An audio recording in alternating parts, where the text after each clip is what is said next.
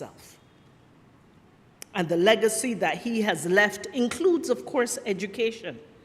As an educator, as an advocate for education, and as a craftsman in the development of at least one of our post-secondary institutions, the Barbados Community Colleges, you would have heard the member from St. Michael Northeast refer to earlier. Sir, the Barbados Community College is the oldest community college in the English-speaking Caribbean.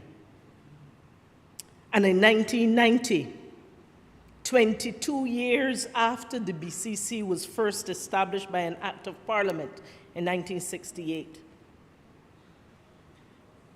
Sir Lloyd, he continued to see the development of that institution from being an A-level institution into one that could go forward and administer and deliver on the granting of certificates and diplomas and other degrees that would later come as successive ministers of education continued to develop that institution.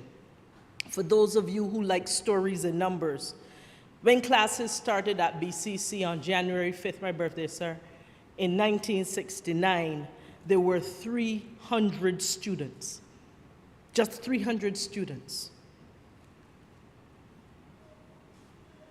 Now, today, there are between 3,000 to 3,005 students. At that time, sir, there were about 22 academic staff members at that institution.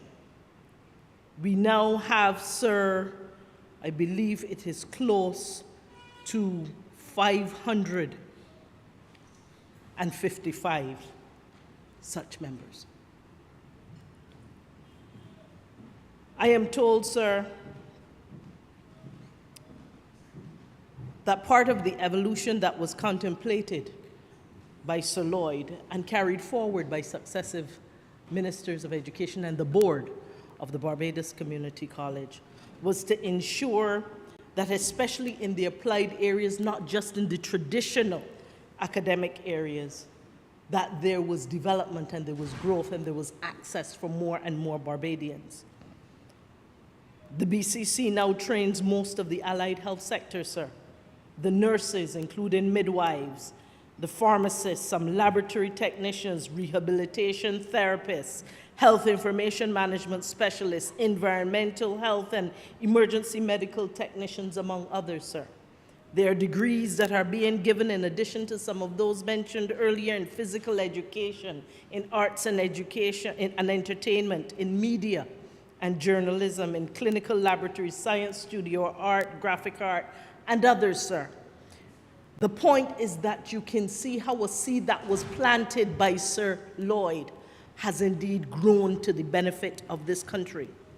One of the things that Sir Lloyd understood, as I do, sir, is that schools and training institutions are not the bricks and mortar of buildings. Schools, they are a community of people, students and principals and teachers and staff and parents and the surrounding communities who are united in our mission to deliver the best outcomes for those whom we serve, with a vision for excellence that is global in our ambition. That is where we stand now with education and where we seek to go as we seek to transform education. In life, Mr. Speaker, Sir Lloyd's contribution in education, it formed part of his story. In death, sir, it is history, part of the proud history of Barbados and of education, where his name now is indelibly marked and written in the pages of time. Mr. Speaker, I believe that the honourable member from St. Michael Northeast was very comprehensive in her tribute, and I shall make this one a short tribute. Mr. Speaker, I close now with thanks on behalf of those whom the life of Sir Lloyd impacted in education. I thank him for the footprints he has left in education. And I am grateful for the learnings I have had through his leadership in education and generally as a head of this country. I close, sir, with prayers extended to his close family and friends and his surviving relatives. With these few words, sir, I am obliged.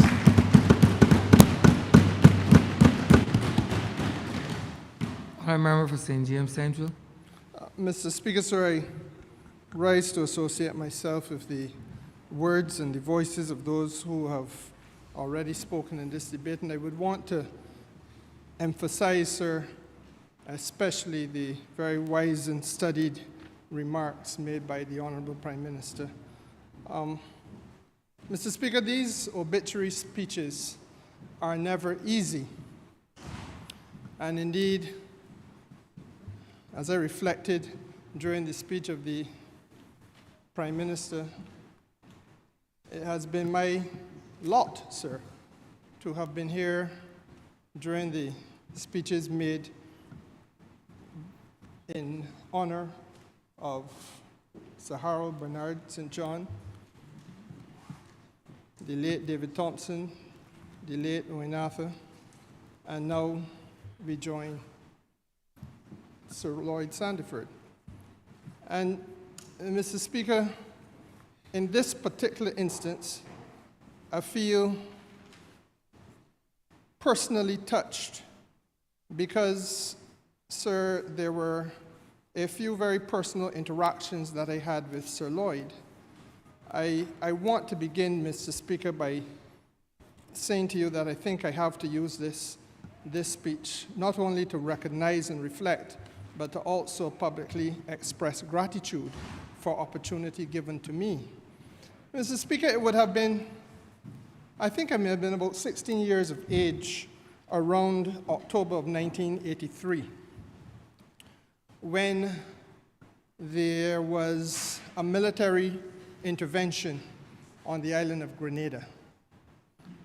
I reflect on that date, sir, because it perhaps would have been around and about that time that I determined in my own mind and in my own way that I really wanted to be of service to my nation and to do that which I now do. And I don't necessarily limit that to serving in Parliament, but equally, sir, to serving in the ministry I now serve, interestingly enough. That intervention, sir, it would be most inappropriate to interrogate or to litigate that intervention in terms either of its merits or otherwise. But suffice it to say that Sir Lloyd Sandiford stood out in my mind as a 16-year-old at that time because his public posture on that matter was not a position of convenience, nor was it one of conformity, but rather, sir, it was one of principle. As I recalled it, Mr. Speaker, he was one of the first people in Barbados to publicly raise the issue of the desirability of the Caribbean Sea being a zone of peace. He was one of the first people to recognize that rehearsals for that intervention had been taking place on an island called Vieques, just off of Puerto Rico, since 1981. And that between 1981 and 1983, 2 years had obviously passed. And that there was more than sufficient time in 2 years, if all parties were even-handed and dealing with each other with an element of sincerity, for there to be dialogue rather than weapons of destruction. I found, Mr. Speaker, as a young 16-year-old, that I was listening to a voice, sir, that was carrying a message of non-aggression in the Caribbean, a recognition of territorial sovereignty, taking a position, as I said, Mr. Speaker, sir, of principle. And that has lived with me since that time. A couple years later, I would have encountered him as a student at the community college. Now, there he was a teacher of political science. And I underscore again the impact that Sir Lloyd would have had on me personally, because his was an approach to scholarship, sir, that did not seek to alienate anyone, but rather to bring students closer. Even students who were not registered to be in his classroom but had heard about him and how he approached classes wanted to be part of the process and were welcomed. Mr. Speaker, sir, he required in-depth reading. He required discussion and broad participation. He insisted, sir, on an understanding not only of current affairs, but an understanding of the historical context to the current affairs of the day. And it was his style, Mr. Speaker, to try to fill in the gaps of knowledge in the minds of those young teenagers who would have come from a myriad, a cross-section of schools around the island, but literally became there with brains full of mush. Some of us, sir, I confess, when we entered Sir Lloyd's class, we may have known about the history of the Caribbean, we may have known a little bit about English literature and language and so on, but many of us could not tell you with any sense of clarity or purpose what a constitution was, why there was a need for a constitution. He was a man, sir, who would invite you to tell him and share with him your thoughts of what a constitution should have and should offer as a body of rights. He was taking us to places, sir, where we had never been invited to go intellectually before. In fact, Mr. Speaker, sir, it wasn't just about the rights we should have, but our responsibilities as citizens in this country. And you know, Mr. Speaker, as I reflected on Sir Lloyd in that capacity this morning, CNN was on in my house, and a story was being told of education in Florida and how there is now a purposeful revisionism of the black historical experience in the United States taking place in Floridian classrooms, so that now you are not supposed to treat to the issue of racism and, no, not classism, it gets worse, racism and slavery. The Sir Lloyd Sandiford that I knew, Mr. Speaker, sir, could not have functioned in an educational environment where one was asked to be selective of that which one could read. The Sir Lloyd Sandiford I knew, Mr. Speaker, sir, could not have functioned in an educational environment such as we find today in that part of the world, where guns are invited into schools, but books are put on one side. The Sir Lloyd Sandiford that I knew, Mr. Speaker, sir, could not have functioned in an environment where you sanitized certain parts of history as a matter of convenience and not teach the totality of the story as a matter of consciousness. And that is why I say, Mr. Speaker, that I feel a certain sense of privilege that I was given the opportunity to interface with him at that level. Now, I suppose that when once one has established where one's philosophical moorings were as a human being, and I do so by way of my feeling about the Grenada, some say intervention, I choose to say invasion. When one establishes the way in which one feels about education and the opportunities that were presented, it shouldn't come as too much of a surprise to you, therefore, sir, if I say to you that I, against the better wishes and designs of my parenthood, would have gone, sir, that far to have associated myself with Sir Lloyd politically. And again, I feel constrained to say that much like that which the Prime Minister of Barbados said to this House today, that was the experience of Sir Lloyd. I think the Prime Minister gave this House a lesson. And every interaction with Sir Lloyd was an opportunity where you came away learning a little bit. And if you didn't learn a little bit, you were certainly being encouraged to go and learn a little bit. So that Hansard, for example, for a young person in that party at that time was a required reading, because he saw the records of this House of Assembly as a tool of trade. And in his mind, it was not possible for you to be serious about engagements politically unless you understood what was happening in this place where laws are made on a weekly and in some cases daily basis. He also felt, Mr. Speaker, sir, that the organs of the political party were living, breathing laboratories where people grew and engaged and interacted and did so philosophically.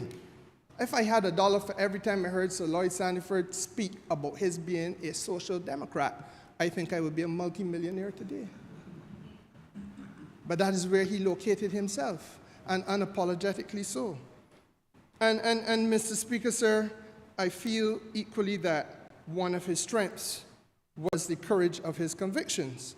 Now, the Prime Minister quite rightly drew our attention to the role he played on the regional stage as Prime Minister. I had reflected a little bit on the speeches and statements given by a wide cross-section of this community, not only here but regionally, on the passage of Sir Lloyd. As I left the funeral service to travel to the airport last Friday, because I was going to Brussels to that meeting that the Prime Minister referred to, I had a chance to look at the statement given by his former counterpart, Percival J. Patterson, former Prime Minister of Jamaica. I believe Prime Minister Patterson would have been Prime Minister between 1996 and 2006 or 7, something like that. And he described Sir Lloyd as a man of exceptional calm, which is true. He said he was a patient, persistent, pragmatic man who took steps to build a community, meaning CARICOM, build the community, and to manifest the aspirations and dreams of the Caribbean people. And I was really glad that the Prime Minister spent some time on this issue of Sir Lloyd and CARICOM. Because in the cut and thrust of politics in this country, we often lose sight of the substance of the individuals who are in this place. And we often lose sight of the heart and the conviction and the courage associated with those individuals, and get wrapped up in the partisan rancor, sometimes even the partisan squalor. Now, Mr. Speaker, sir, the reality is that when the Prime Minister drew our attention to Grand Aunt's declaration, I smiled, because on the 12th of July 1989, we would have signed on to the Grand Aunt's declaration. But I think that if you take time now to go to the 10th meeting of the heads of government of the region, which would have taken place in the immediate context of Grand Aunts, and you look at the records of the heads of government, it removes any doubt whatsoever about the passionate philosophical commitment of the man, Sir Lloyd Sandiford, who at that time was leading Barbados. And quite frankly, there is a sharp distinction to be drawn between him and any of the others from his political party who succeeded him. It may come as a shock to this Parliament, Mr. Speaker, sir, that the records of my ministry cannot reveal any more than one meeting of the Caribbeans, of the Prime Minister's Subcommittee, CSME Subcommittee, which is chaired by the Prime Minister of Barbados during the last 8 years of Democratic Labour Party stewardship in this country. No more than one meeting. And that tells you a tale. That tells you a tale, because it was that party, led by the Right Excellent Earl Walton Barrow, who took this country to Carifta and on to CARICOM. Sir Lloyd, Mr. Speaker, stood as an equal to the Right Excellent National Hero in his commitment to this region. And I tell you why I say so. Mr. Speaker, sir, many of us will recall the voice of Sir Lloyd calling for the Assembly of Caribbean Community Parliamentarians, which actually was subsequently then written in to the Grand Anse Declaration as part of the ambitions coming out of Grand Anse in July of 1989. The Assembly of Caribbean Community Parliamentarians, Mr. Speaker, sir, should have been seen, and in my judgment, should still be seen as an indispensable part of the regional process. Let us not forget, if I can sit next to the Honourable Member for Christchurch West, who in his career has served as a member of the Parliamentary Association of the Association of African, Caribbean, and Parliamentary States, working with the European Union. We go all up to Europe. We embrace all across the Pacific, Mr. Speaker, sir, to sit down and discuss matters of mutual concern as small islands coming out of a post-colonial context. We have been able to sit in a parliamentary structure to advance the issues arising out of that context. But in this part of the world, where we live, function, work, live, and breathe every day, Mr. Speaker, we have not yet found it possible to join forces so that those who sit in this chamber and those who sit in a similar chamber in St. Lucia, Dominica, Grenada, etc., can have representatives discussing matters of common concern, such as that which you heard the Honourable Prime Minister, or those which you heard the Honourable Prime Minister speak of today. Sir Lloyd, in that regard, was a man well ahead of his time. It was equally the voice of Sir Lloyd who called for the establishment of an independent West Indian Commission in order to advance the goals of the Treaty of Chaguaramas and to take the people of the West Indies into the 21st century. Well, that came to pass. There was such a commission, created subsequent to the 1989 Grand Anse Declaration, and chaired by Sir Sridhar Ramphal, and in 1993 or thereabouts, it published a report called A Time for Action. And that report, Mr. Speaker, sir, again, the Prime Minister spoke to that report in her speech. That report, Mr. Speaker, sir, engaged almost as a public, well, not the report, the commission engaged as a public forum on the region's future. And the report speaks to fundamentals, sir, from the desirability of a common currency to the way in which we defend and promote a common culture. It speaks, Mr. Speaker, sir, to matters from as technical as the use of science and the study of science in our schools in order to advance our societies, to the matter of human rights, sir, and the governance of our societies. It speaks to exports and trade, as it speaks equally, sir, to sports and cricket. It speaks, Mr. Speaker, sir, to gender and gender equality in the Caribbean. Again, sir, Sir Lloyd was a man before his time.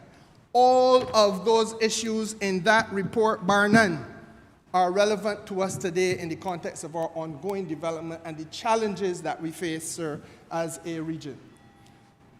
Again, Mr. Speaker, sir, it was the voice of Sir Lloyd who called for a convening of a Caribbean economic conference system so that the region would meet from time to time just purely to discuss the economic issues that are confronting us collectively. Oh, Mr. Speaker, sir, I ask you for a moment to reflect on what this region would be like if the Prime Minister of Barbados, who is our Minister of Finance, if the member for Ryan's constituency, Christchurch East Central, who is the Minister in the Ministry of Finance, was able to sit down, Mr. Speaker, sir, in a forum together with the business leaders, together, sir, with the chambers of commerce, the small business people who are critical to this region, sir, in order to go through in a methodical manner and a structured way some of the economic issues that are impacting us, sir, and of what do I speak. This House, sir, has for the last 20 years that I have been in here, been forced to we have sat down, sir, government after government, and twisted ourselves into small knots on issues of an economic nature foisted upon us from outside. We do it, St. Lucia has to do it. We do it, Dominica has to do it. We all do it, and Jamaica and Antigua and St. Kitts must do it, Mr. Speaker, sir. And together we have not been able to structure a voice and a coordinated approach. The foreign accounts tax compliance requirements that were visited upon us by the United States and Canada. FATCA, Mr. Speaker, sir, the de-risking and correspondent banking, another existential threat to this region, where there are people in this region who have, and business entities, who have actually lost access to bank accounts, actually been cut off from the ability to participate in commerce outside of the place where they reside. And it took a Prime Minister of Barbados, in a company with, I believe, one other Prime Minister, I think it was from Trinidad and Tobago, to go to the United States Congress to engage on this matter. And the fact of the matter is, sir, that way back in 1989, 1990, Lloyd Erskine Sandiford was telling this region that we have to have the economic convocations to deal with the constant threats of an economic nature that come across the North Atlantic to us, many of which are nothing to do with our making, but all of which force us to put ourselves in, like contortionists into tight little knots in order to find a way to respond. And that is why I feel that the Prime Minister's address today, sir, was so absolutely pertinent and correct and appropriate. And it isn't only on those matters.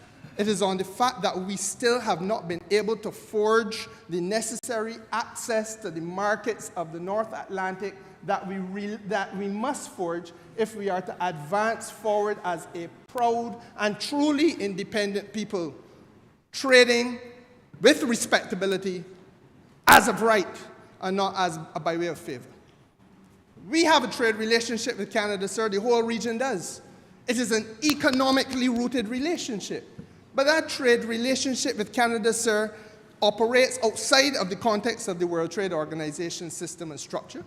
It operates on the basis of the benefaction of the Prime Minister of Canada and his cabinet, who must go to the WTO and ask for a waiver because we are not compatible. And therefore, on those terms and on those terms alone, we have access to the Canadian market for goods. And Mr. Speaker, sir, Erskine Sandiford understood this. And when he was calling for the convocation on economic matters, these are the things he was speaking to. And that one day, we may all wake up down here and be dumbstruck and surprised that there's a Prime Minister in Canada who says that the arrangement I give you to access my shores by way of goods, I ain't giving you no more. I'm not asking for no more World Trade Organization waiver. And then what will we do? Because we have not been able to do that which we should have done, and that which Erskine Sandiford was urging us to do, which is put our strengths together. And don't ask for a favor. Don't ask you to give us a little fish, but give us the opportunity as equals. And I have said to the Canadian representatives of the Canadian government, I am satisfied, sir, that if I see insurance companies leave Barbados and set up in St. Lucia, and set up in St. Vincent, and set up in Dominica, and set up in Grenada, and set up in Jamaica, and if I see hospitality-related companies from Barbados replicate themselves all across this region, and construction companies from Barbados replicate themselves all across this region, what makes anybody doubt that in a Canada where there are well in excess of 100,000 Caribbean people, that those companies, the banks from Trinidad that replicate themselves all across this region, what makes anybody doubt that we would not have the capacity to export our services into that marketplace? But we will never get there unless we do the type of things that Erskine Sandiford was asking us to do since 1991. Now, perhaps even more impactful than that, Mr. Speaker, sir, is that it was the same Prime Minister, as he then was, talking about the elimination of requirements for passports for CARICOM nationals traveling and the removal of work permits for CARICOM nationals. Mr. Speaker, sir, it took from then, 1989, until 2-3 weeks ago for CARICOM to come to the point where we could have an understanding and a commitment that by the 31st day of March 2024, we will be at that stage where we allow movement as of right. But Mr. Speaker, sir, the point is the prescience, to use the Prime Minister's language, the foresight of the man, the understanding that this region can and will only grow if we utilize the skill sets and the human resources that we have at our disposal, and we allow for there to be the natural movement of our people. And to do the necessary things that we have to do to make sure that when people move, there's the body of contingent rights that enable them to move and be able to access the same opportunities from country to country. And that is one of the reasons, sir, if I may use this opportunity just for 1 second, to explain away the midnight madness, that is the midsummer's madness, quite frankly, that is taking place in this country. Because when the Prime Minister of Barbados is off on a visit to Europe and takes time out to meet with the leadership of the European Union in order to negotiate with them the way in which a CARICOM development fund, a financial window, can be capitalized so as to ensure that a Barbados and a Dominica and a Belize and a Jamaica can be brought up to the same level so as to accommodate the freedom of movement of our people, so as to better facilitate the movement of our commerce, the opportunities for our business people, the opportunities for us to attract investment, Mr. Speaker, sir, and maintain employment for all the people who put us in this parliament. And when that is criticized and condemned, sir, it tells me that there is an opposition out there who are seeing only a village setting in 1960, but not the region of 2023. Erskine Sandiford saw the region well in advance of 2023. And I want to say, Mr. Speaker, sir, that in the same way that that Grand Aunt's declaration spoke to all of those things, and he championed all of those causes, last but not least was the commitment for there to be a Port of Spain Accord on the management and conservation of the Caribbean environment. And we just heard the Prime Minister speak about his own ode to the environment. He didn't only say it here, he took the message to CARICOM. The Port of Spain Accord on the management and conservation of the Caribbean economy, Caribbean environment, Mr. Speaker, was about, I know, again, I laugh at the prescience. To build, we must destroy. That's what he said in the ode. But when he went to CARICOM, Mr. Speaker, sir, he was talking about the cost for compensation, the cost for our environmental loss. And that is the same issue that was debated in Paris in June of this year, when 90 countries of this planet came together in order to say with a singular voice that the damage that is being done to environments across the world, especially for small island states like ours, has to be compensated for.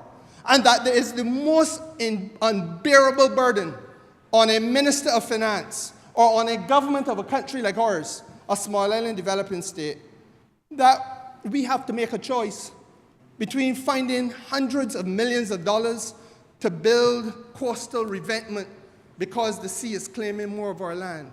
That we have to find hundreds of millions of dollars, sir, in order to treat a drought situation because our rainfall has fallen off precipitously.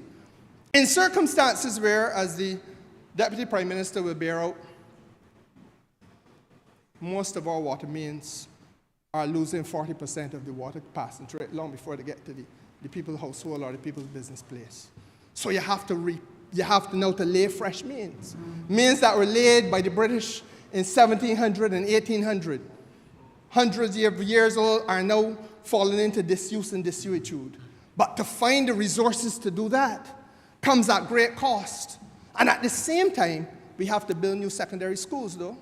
We have to improve the quality of our health care, though. We have to make sure that the people in my constituency up in St. Thomas can get to town in the morning on a bus that's working, though.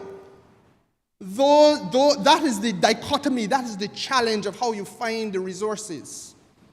That is what makes the thinking of that great man so relevant. And yes, we will get into the partisan rancor and we will have the cut and thrust. But one of the saddest parts of this discussion is that even today, we have not yet heard a voice from that wilderness that carries the name of the party that he led. Not a voice has been raised to reflect on the wisdom of the man and the sage thinking of the man and the contribution of the man and his prescience as we enter this aspect of human development in this country. It is one of the saddest reflections that one can have, Mr. Speaker, sir. Not only for this country, but for that institution. And Mr. Speaker, sir, there is not much else that one can say, but that it was for me a privilege, as I said at the beginning, to have been able to associate with him in a personal way. And I want, sir, to say that I hope and pray that this country will have due regard to his life of selfless sacrifice and devotion and duty and his sense of commitment to the development, sir, of this nation. I hope that he will rest in peace and rise in glory, and I offer my own condolences and those of my family to his daughter Inga, his son Garth, and his widow Angelita, and their family. I'm obliged.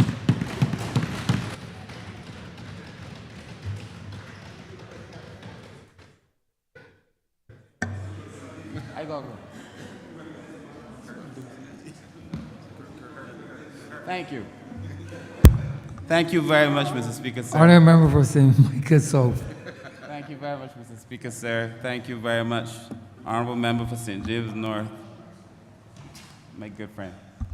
Mr. Speaker, sir, I will be brief, but I feel that, having the privilege of representing the constituency that Sir Lloyd Erskine Sandyford once represented, that I should say a few words as well. And Mr. Speaker, sir, I built a political career for myself being honest and saying the things that I genuinely believe. And so everything that I say, I believe. And when I came to my own political consciousness as a young man in the 90s, I must tell you that I never thought that I would stand anywhere and speak gloriously about Sir Lloyd Erskine Sandyford, only because coming into my own political consciousness in the 90s as a very young man, I was then somewhat revolutionary in my mind, I thought, being part of protest where protest was necessary, writing articles constantly in the newspaper, expressing my views, myself then and others, who will remain nameless unless the Honourable Deputy Prime Minister chooses to name herself. But we at the time considered ourselves to be revolutionaries and fighting for a cause, sir, and a country that as young people in our teens that we loved. And at that time, sir, I also had to recognize that in the 90s, my mother, a conductress, had lost her job, and it was a very, very difficult period for myself and for many people in my neighborhood, in the Pine. I remember, sir, it got to the point where coming home from school, you would see NHC would plaster notices on people's doors, eviction notices, because many people had lost their jobs, and almost as a community practice, the idea was to tear those notices off before other people could see them so as to prevent embarrassing somebody else. At that time, sir, I felt like many people, young people at that time, sir, that something was wrong with the country and the direction of the country. I felt, sir, I would never have any desire to praise any man or any person or any party at the time that I thought was causing myself and my family and my country at the time tremendous pain. And I look back upon that period now that I am older and having now the opportunity to sit in this same place, and I ask myself, what were the conversations perhaps that Sir Lloyd must have been having with himself And I think about his tremendous bravery to be able to do the things, sir, that he felt were necessary to be done at the time to save a country, recognizing that people young in age, as I was, brave in heart, as I was, would probably take up the pen, and some of us take to the streets and to do things in opposition to him and to the ideas that he brought, sir. I felt at the time, sir, that I needed to write. And then I could write. I used to write a lot. I wrote so many articles at the time, laying out, what I thought was the way forward and why young people needed to be involved. Pretty much the same things that young people are writing about me now. The things that they don't feel comfortable with. But I remember one particular article that I had written, and the editor then, he said to me, Kurt, he called me by name, he said, "You do not want to write this way." And it was something about the country and Sandy at the time, and he said, "You do not want to write this way because the people of this country respect Erskine Sandyford." And even though we were opposed, all of us in the room, opposed to him, watch the way you write, the people respect Erskine Sandyford. And it made me think then, sir, well, at the time I thought, well, this man is not worthy to lead my revolution, because it was a revolution that I was part of. We really felt that we needed change. But to be a leader and delivering the things that you had to deliver to save a country, offending people who probably, like myself, didn't grasp the severity and the reality of the situation, and to know that it would cause people to rise up and still to do it, requires bravery, sir. A tremendous amount of bravery. I was in the Calypso tents on Sunday night, sir, and the MC, Eric Lewis, if you allow me to say his name, sir, in his whatever character he was portraying at the time, he said that Sir Lloyd used to come in, even in the worst of times, the Calypso tent, and sit in the front. And as they cursed him, he took his licks like a man. And he would praise the Calypsonians, and he would talk to the Calypsonians. And that there was never any kind of animosity. I said to my personal assistant the other day, because, I said we have to be careful that we do not let this political thing change us. Because you could become hard along this path. I respect that after all of that time, still to have that kind of human touch, to be friendly to the people who are criticizing you publicly, it's a tremendous asset, And many of us do not have it. To be able to say, I understand why you would want to criticize me. Many of us don't have it. We return, sir, to our base instinct is almost to defend ourselves. I respect now, in retrospect, a lot of these qualities that Sir Lloyd Erskine Sandyford had. Sir, I must also tell you that as I listened to the eulogy by his son and the other speeches, there were many things that I took note of, and the Honourable Member for St. Peter and myself, we exchanged notes. But I think it was in the tribute from Professor Downs, where he said that Trevor Marshall, sir, the historian, described him as an alpha male in disguise. Something to that effect. If that is not the most brilliant description of anybody that I've heard in my life. An alpha male in disguise. Kind of a quiet giant, And so I ask myself now, what am I feeling? What am I thinking about this man?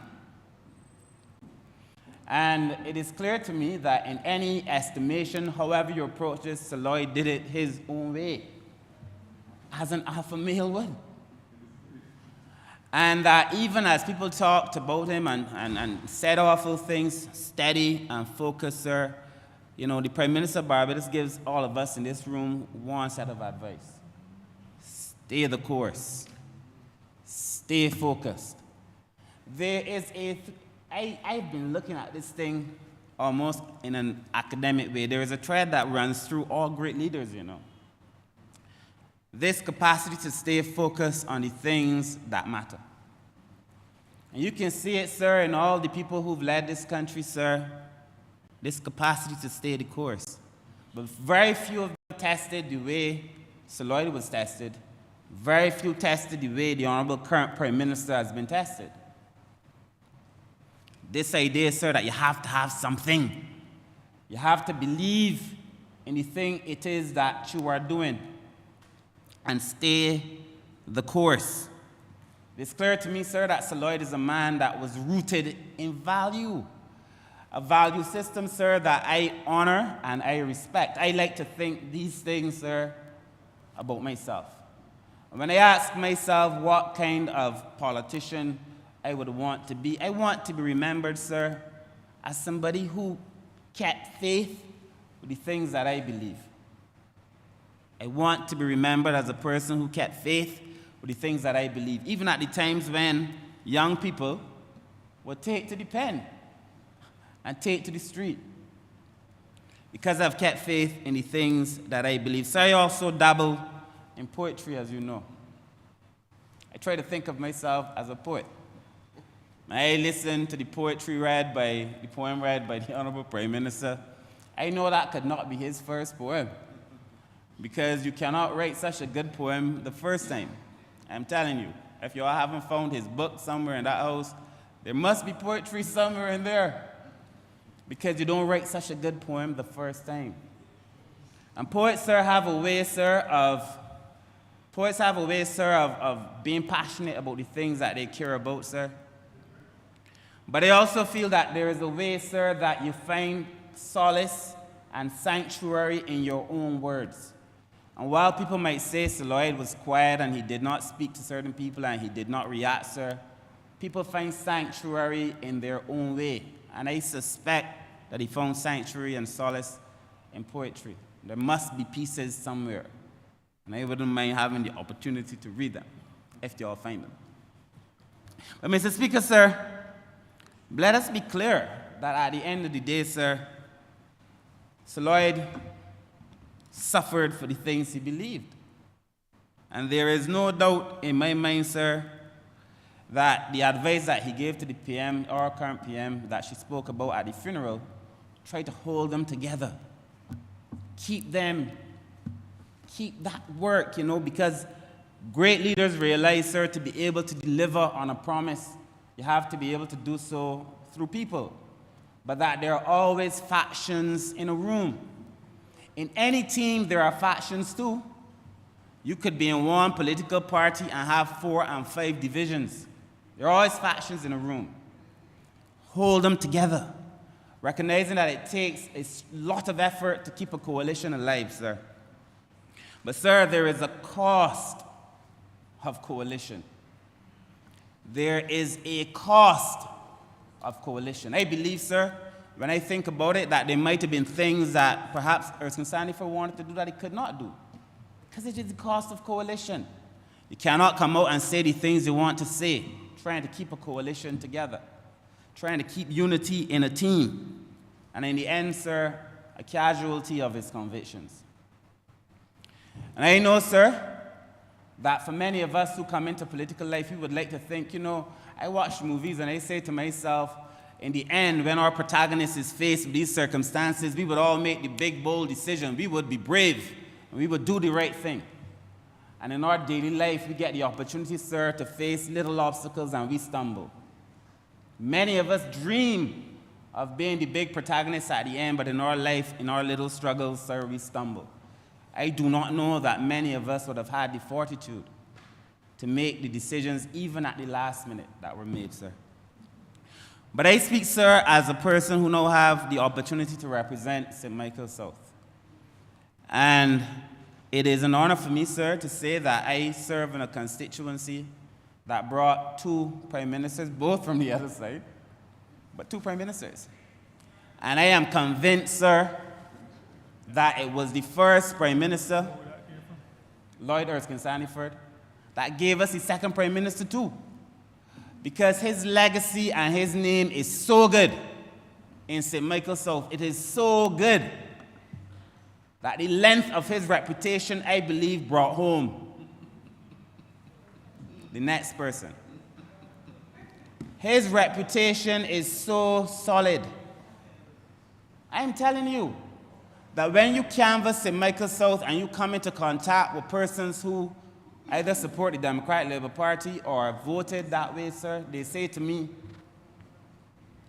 Erskine Sandiford said, or Erskine Sandiford did, or he used to be around a lot. His reputation is stellar in St. Michael South. And I asked the people that I know as I was canvassing, you know, when I first started canvassing, I must tell you that some people told me that I moved like Erskine Sandiford in relation to how much time I was spending in the constituency and honor bestowed upon myself. The amount of time that I was putting into the constituency, sir. But to be a leader, a prime minister, deputy prime minister, and still have time to get in your constituency, it is a difficult thing. It is difficult to even be a minister and get in your constituency, speak and get in your constituency, especially when you work the kind of hours that we in this room work. Imagine what it was in those 3 years, especially between 91 and 94. It must have been a very, very difficult time, so I respect him. And I respect what it must have taken to be able to do what was done during that most difficult period, sir. You know, I canvassed, sir, I went to Charleston and I asked my constituents, you know, what do you think of Sir Lloyd? And they remember things. What I remember in Charleston is that it was him who started the first neighborhood watch. At the time, they had no such thing in Charleston. And they still give him thanks to this day for the neighborhood watch. Down in the Bayland and in Bayville, they talk about him being the person to make sure that the NHC units that were built long before were all renovated. And it was him who brought toilets in born facilities to the area. And they had none of those things before. And in Bridensill, they remind me, sir, that some of the roads that we have the comfort of driving on were the roads that he made sure were built. At a time when Bridensill and Bayland was not receiving the kind of attention that they felt those constituencies should have received, those communities, sir. And so I know that whether it was part of national service or whether it was part of his local service, that Sir Lloyd Erskine Sandiford did a lot, sir, and was remarkable in his execution, sir. And I said I wasn't going to be long, sir, but I want to close as I began. I want to be remembered as well as a person who told the truth, sir. And everything that I wrote as a 17-year-old, 18-year-old, and 19-year-old, I believe very strongly in my heart to be true. And every word that I utter now, I equally believe to be true. That once you find yourself in a position where you have to ask, you know, what was it like perhaps to walk in that man's shoes? What is it now to be walking in somebody else's shoes? You get the opportunity to realize that these decisions are not as easy as they appear. I'm telling you. These things are not as easy as they appear. Many of us dream that we will make these big decisions. These things are not easy to do. It is very difficult for a person whose political future relies on popularity to make unpopular decisions. And it is for that very same reason that many institutions fail. Many states become vassal states. Because people do not know how it is to make the unpopular decision when they feel the need to remain popular. I want to close, sir, by saying it is an honor to serve. I may not get 28 years in St. Michael South like Sir Lloyd Erskine Sandiford did, but I will do the best that I can in the few years that the people have given me, and to serve the people with the best of my ability, and to hope that when some person returns to St. Michael South after me, that they say about me as they say about Sir Lloyd Erskine Sandiford, that he was honest, he was kind, and that he was genuine, and that he was his authentic self in serving the people, sir. Thank you very much, sir. Honourable Member for St. James North. Thank you, Mr. Speaker. I wish to join this debate as the Member of Parliament for St. James North, constituency where Sir Lloyd was born, in Porters to be exact, and where he lived throughout his life. The office of Prime Minister is one which few people who even come to Parliament would ever hold in any country. And it is an office which everyone has to respect. And when I heard of his death last month, felt it was my duty. I was overseas on government business, parliamentary business, to send a tribute immediately to the people of Barbados on behalf of my constituents. Sir Lloyd was an individual who was born to leadership. Barbados scholar, 1956, in an age when there were only 5 such scholarships every year in history, English, and Latin. The classics, as they were called, went on to the University of the West Indies, Mona, and that is significant as well, because as a Barbados scholar, he could have gone on to England. He would have had that option to go to the mother country, but he felt that he should go to, at the time, the only University of the West Indies that they had. That shows the Caribbeanness of the individual. And of course, I always feel that things work out for a purpose, because of course it was there that he met his wife, Lady Angelita Lady Sandyford, and lifelong partner. And indeed, I understand that context, sir, because it was within that same environment, that same university, that my parents met. My dad, a Barbadian, my mum, a Guyanese. And of course, they were contemporaries of Sir Lloyd in the late 1950s and were friends with him. Sir Lloyd then went on to Manchester University, one of the top universities in England, did a master's, and wrote a thesis in a comparison, in fact, on Africa and Caribbean services, common services. Came back to Barbados and went into teaching first at his, I think at the Modern High School, and then at his alma mater, Harrison College, one of his alma maters, because it also has to be said, sir, that he went to Coleridge Parry. And I always feel quite honestly that the school where you first went to in terms of secondary school has to take the benefit of your success at tertiary level. Before that, sir, he went to St. Albans Primary School. At that time, it was known as St. Albans Elementary School in St. James North, my constituency. And when I spoke briefly at the graduation of those students last week, Wednesday, I said, look, you have a prime example of Sir Lloyd Sandyford as someone who went to school at your school, at this school, and has achieved tremendous success and has reached the top of this island in terms of politics and in everything else. And use him as an example of what each and every one of you all here graduating today can achieve.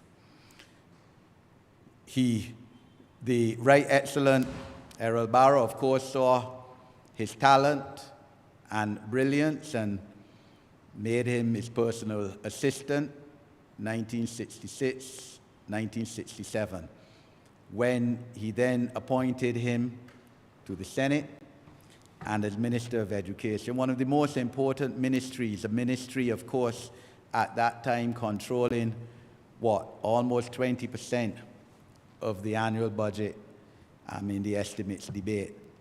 And it has to be recognized, Sir Lloyd was only 30 years old at that time. And he became the longest-serving Minister of Education in Barbados for 8 years in the first instance, and then one again when the Democratic Labour Party came back into office in 1986. And I think both sides of the political fence accepts that Sir Lloyd is one of the three best ministers of education that this country has. Certainly one of the three most acclaimed and accomplished.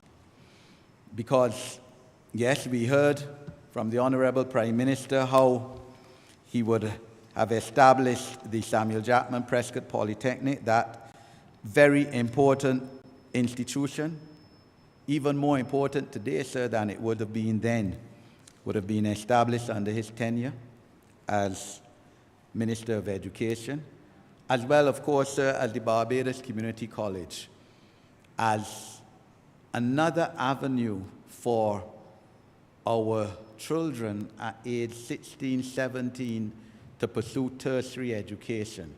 Because at that time we didn't have, of course, all the sixth forms in secondary schools that we have now. They were just the sixth forms in the older secondary schools, the ones that, as the Honourable Prime Minister said, claim a history of 200 and 300 years.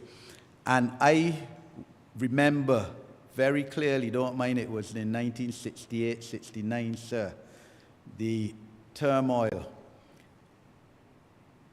on the establishment of the Barbados Community College.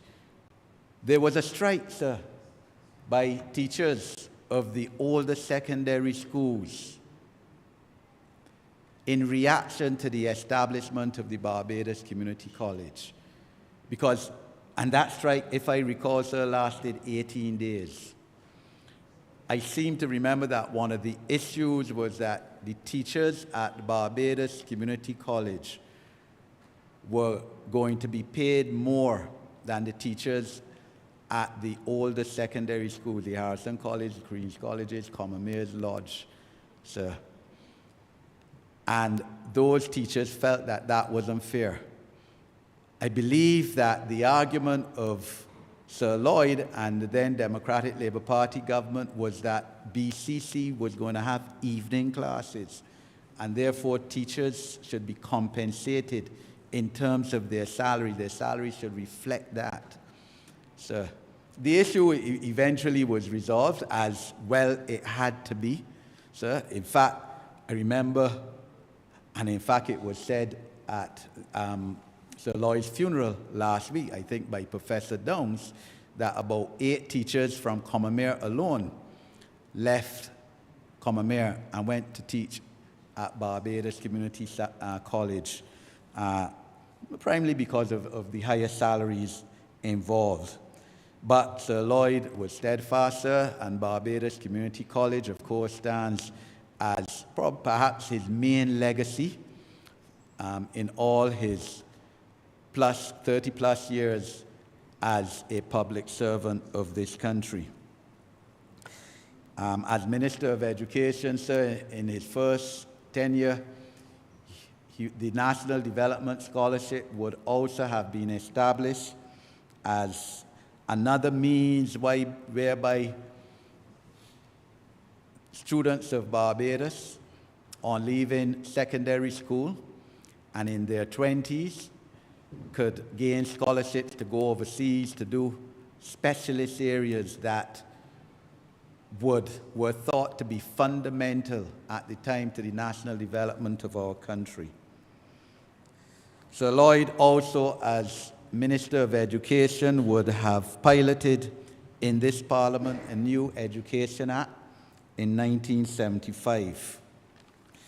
And that, of course, is, again, an issue that reflects the current day situation, as the Honourable member for St. Philip West looks to educational reform, and no doubt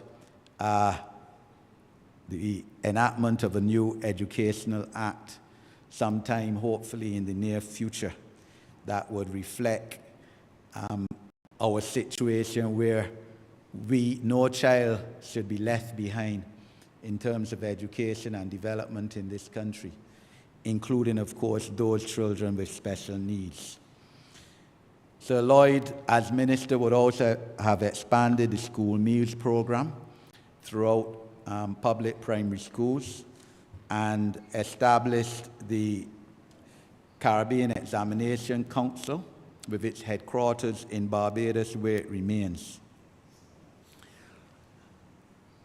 Sir, I first recall meeting Sir Lloyd in his capacity as Minister of Education when, in 1972, I was awarded a prize after first year,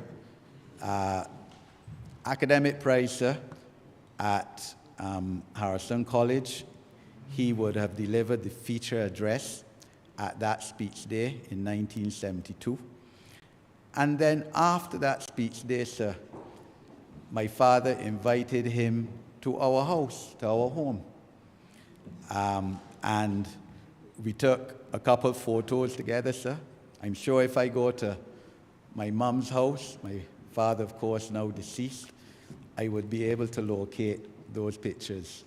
A couple pictures with me holding my award. I can't remember if he actually presented it to me, but certainly he was the feature speaker at that speech day. And so that is, as has been said by the Honourable Prime Minister today, and I think the Honourable Senior Minister for St. James Central, that is what is good and exemplary about Barbados politics. Because here it is, two people, my father, as I've said before, I don't know any stronger Barbados Labour Party member or supporter than my father. You could have been as strong as, but not stronger. And the Minister of Education from the other side coming to my home after speech day and having some drinks. As strong as your father drank, as strong as, not stronger. Honourable Member for Christ, St. George South, sorry, sir. The fact is, Sir Lloyd was at the centre of the two largest victories of the Democratic Labour Party. Their victory in 1971, sir, where they won 18 out of 24 seats, 75% of the seats, and of course 1986, the 24-3, sir. And I'm sure he played a pivotal role in both of those victories, because he came in, sir, and let's speak towards lessons learned in politics from the life of Sir Lloyd, sir. He served early in his political career as General Secretary of the Democratic Labour Party. I think it was in 1967, the year he became Minister of Education. He, shortly after the 1971 election, served as Vice President of the party, I think until 1975, where he in fact served then as President of the Democratic Labour Party. And that shows that if you are interested in reaching the top of political leadership, you have to serve at the grassroots level of your political party, sir. You don't just rise to the top. You have to come and do the hard work, the groundwork within your party. And Sir Lloyd did that, sir. And that's perhaps one of the reasons why he was chosen as Prime Minister of Barbados on the death of the Right Excellent Errol Barrow, rather than his rival, sir, for the position, namely Sir Richard Haynes, the late Sir Richard Haynes, who was his contemporary at Harrison College. Obviously very good friends, sir, because I believe they were godfathers of each other's sons. Unfortunately, sir, politics divides some people and divided. The two of them when Sir Richard left the Democratic Labour Party, but Sir Lloyd had done his worth, had made his contribution at the party level, and obviously gained tremendous respect for that, for doing so, sir. I was impressed, sir, by what his son Garth said in the interview. I think both children, Sir Garth and Inga, that Sir Lloyd used to ensure that he was home at 6 o'clock every evening and that they had dinner together as a family, sir. And I could understand that, sir, because that is what used to happen in my parents' household too. We used to sit down and have breakfast together, dinner together. Keeps a family together.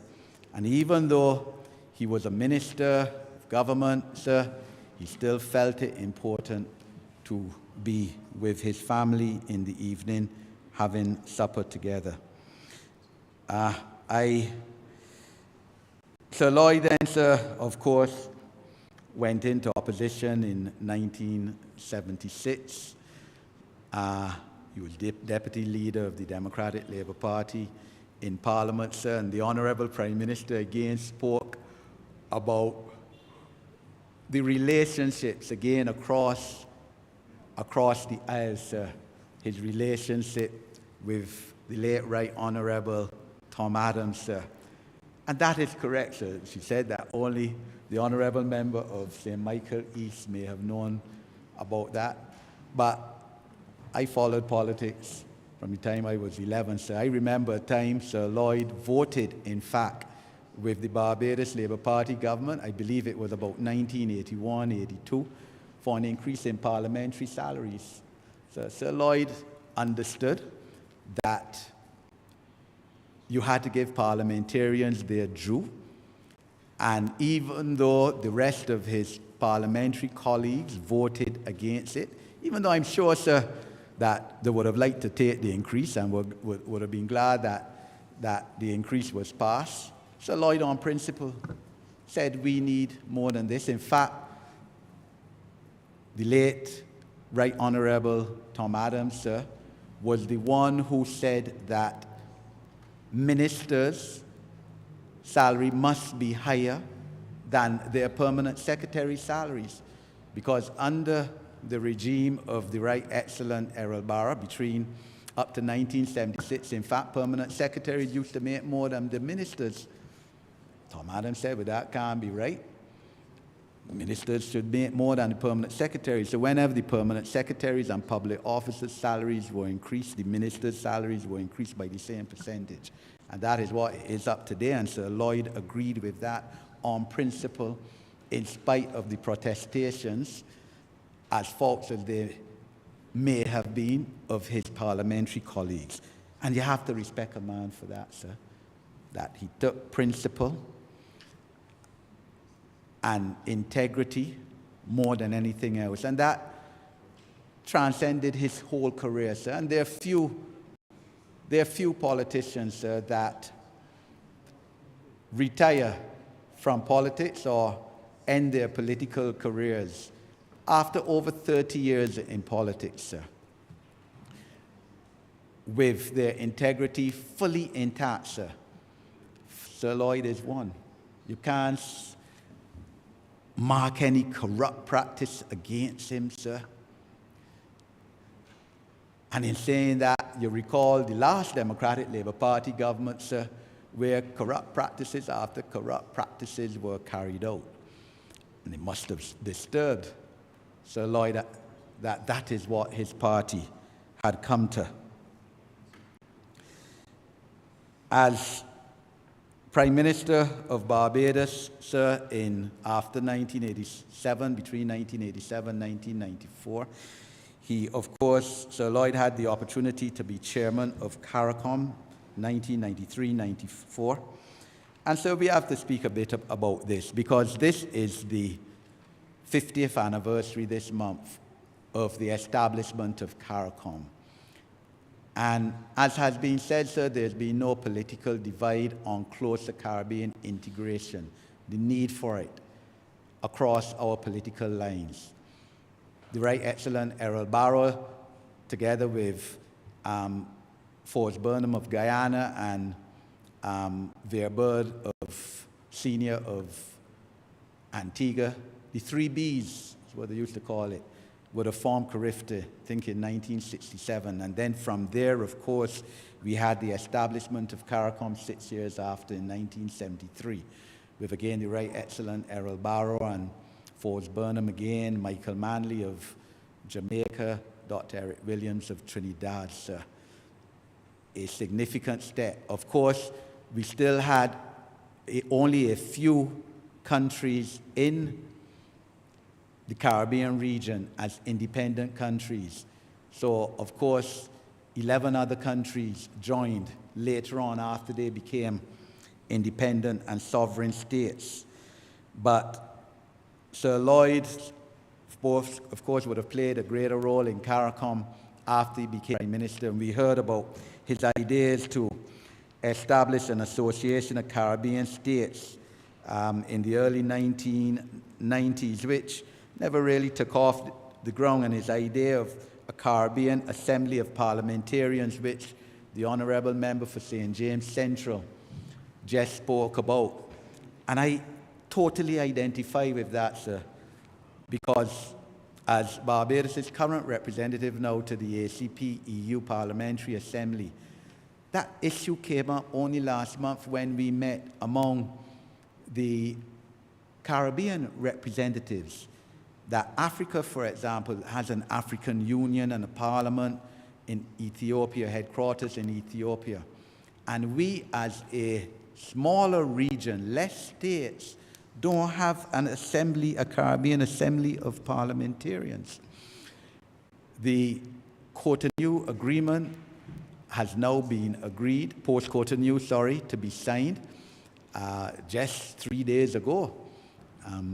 During the Brussels meeting of CELAC and the EU that the Honourable Prime Minister spoke about during her intervention today, her presentation, when she led this debate this afternoon.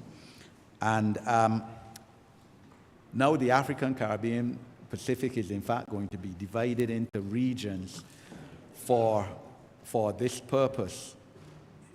A good thing and a bad thing, but it will give the Caribbean, countries, the opportunity now to meet regionally among ourselves, sir, I would hope more, but also with the European Union, which wasn't done before. Sir Lloyd has to be given tremendous credit for the Grandance Declaration, sir, as we heard in 1989, and for the time of action plan that we heard of. And it is pleasing, sir, as we congratulate CARICOM for its 50 years, half a century, this month, that we must commend the heads of government last month for taking the decision to have full freedom of movement for work and otherwise throughout our CARICOM region, sir. Something that should have come, something that I'm sure that Sir Lloyd would have agreed to, would have felt should be established, but the time wasn't there yet.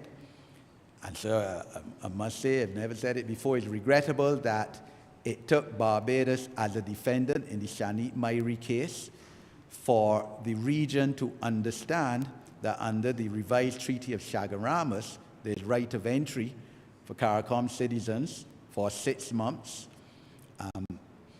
unless, of course, it is a national security, and it can't be just a whim and caprice. It has to be a national security reason based on solid grounds to prevent a CARICOM citizen entering another CARICOM country.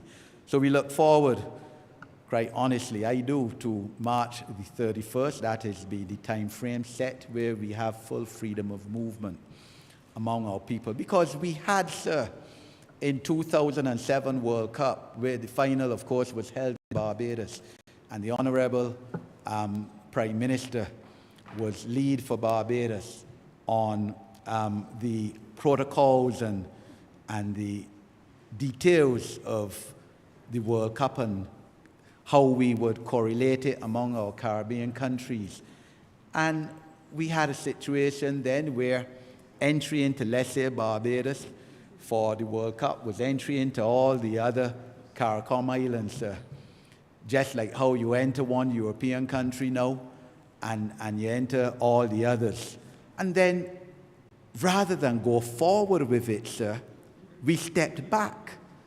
Of course, there was a change in regime a few months after that in Barbados, where we had a prime minister, sir, saying, ever so welcome, wait for a call.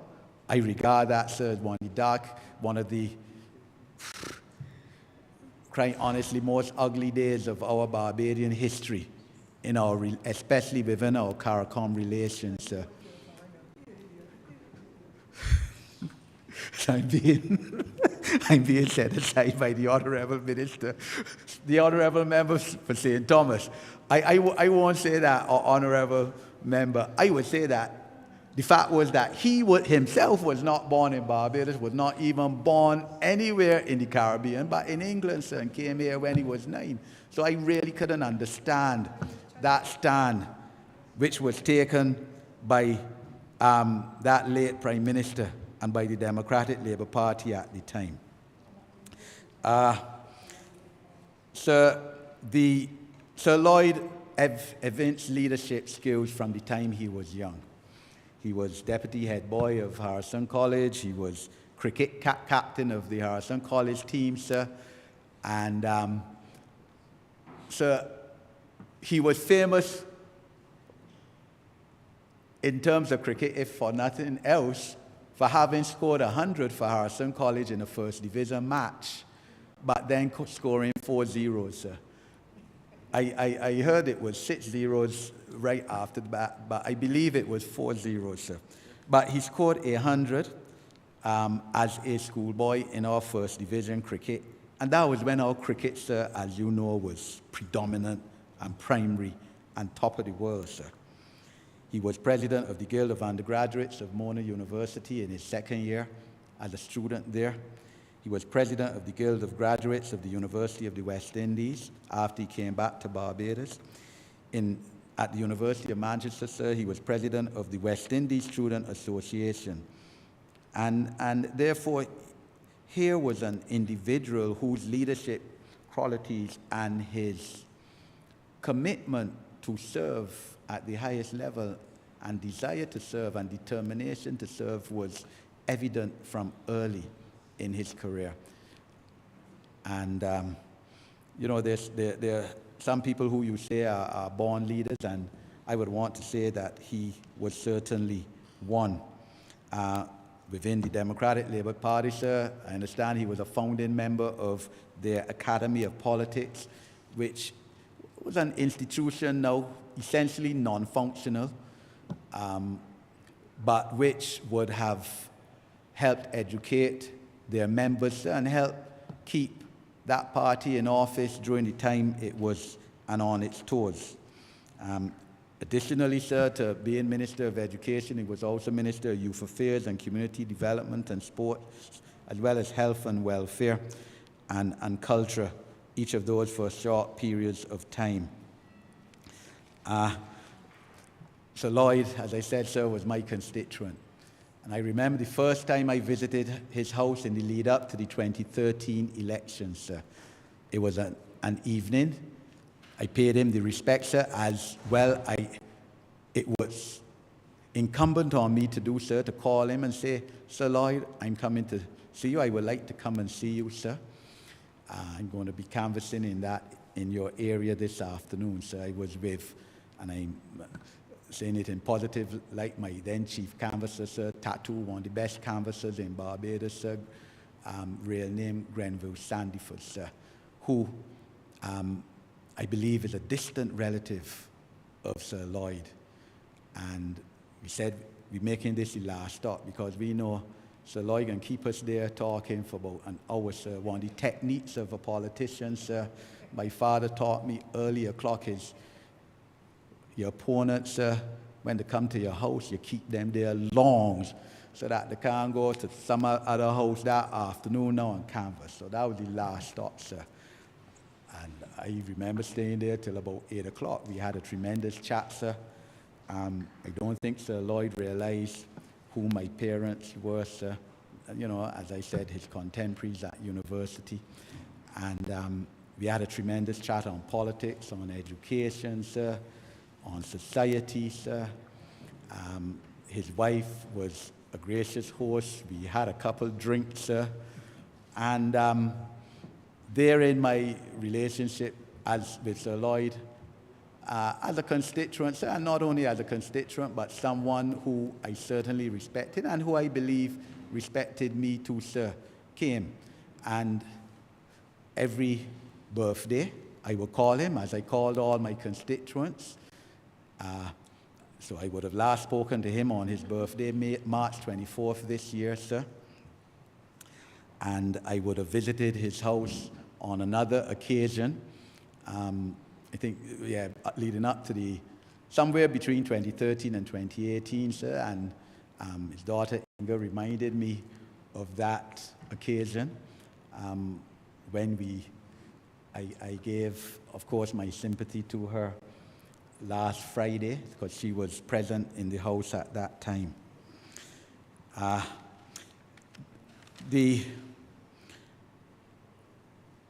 Sir Lloyd also has to take tremendous credit, as the Honourable Prime Minister said, for the establishment of the social partnership in the early 1990s, sir, at a period of tremendous difficulty in terms of Barbados' economy and society.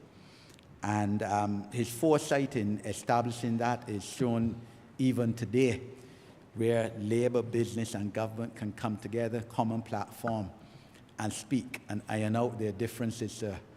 We know again that he must have been very disappointed in his party in its last term of office, where the social partnership hardly met. The Honourable Member for St. George North could speak to that, sir. But there were months that the social partnership never met, even though they had burning issues, sir. Do you want to remember has 2 more minutes? Thank you, sir. But I will wrap up, sir, by speaking about the office of Prime Minister, sir. And what I believe, sir, should be the privileges of that office, or that of the individual, sir. Not to the individual, to the office when the person is no longer Prime Minister, sir. And this is one of the few things I believe we should learn from the American system. I don't like the American system, sir. I like the true political system in chaos, sir. But I admire that, sir, that you're a former president, you get the respect.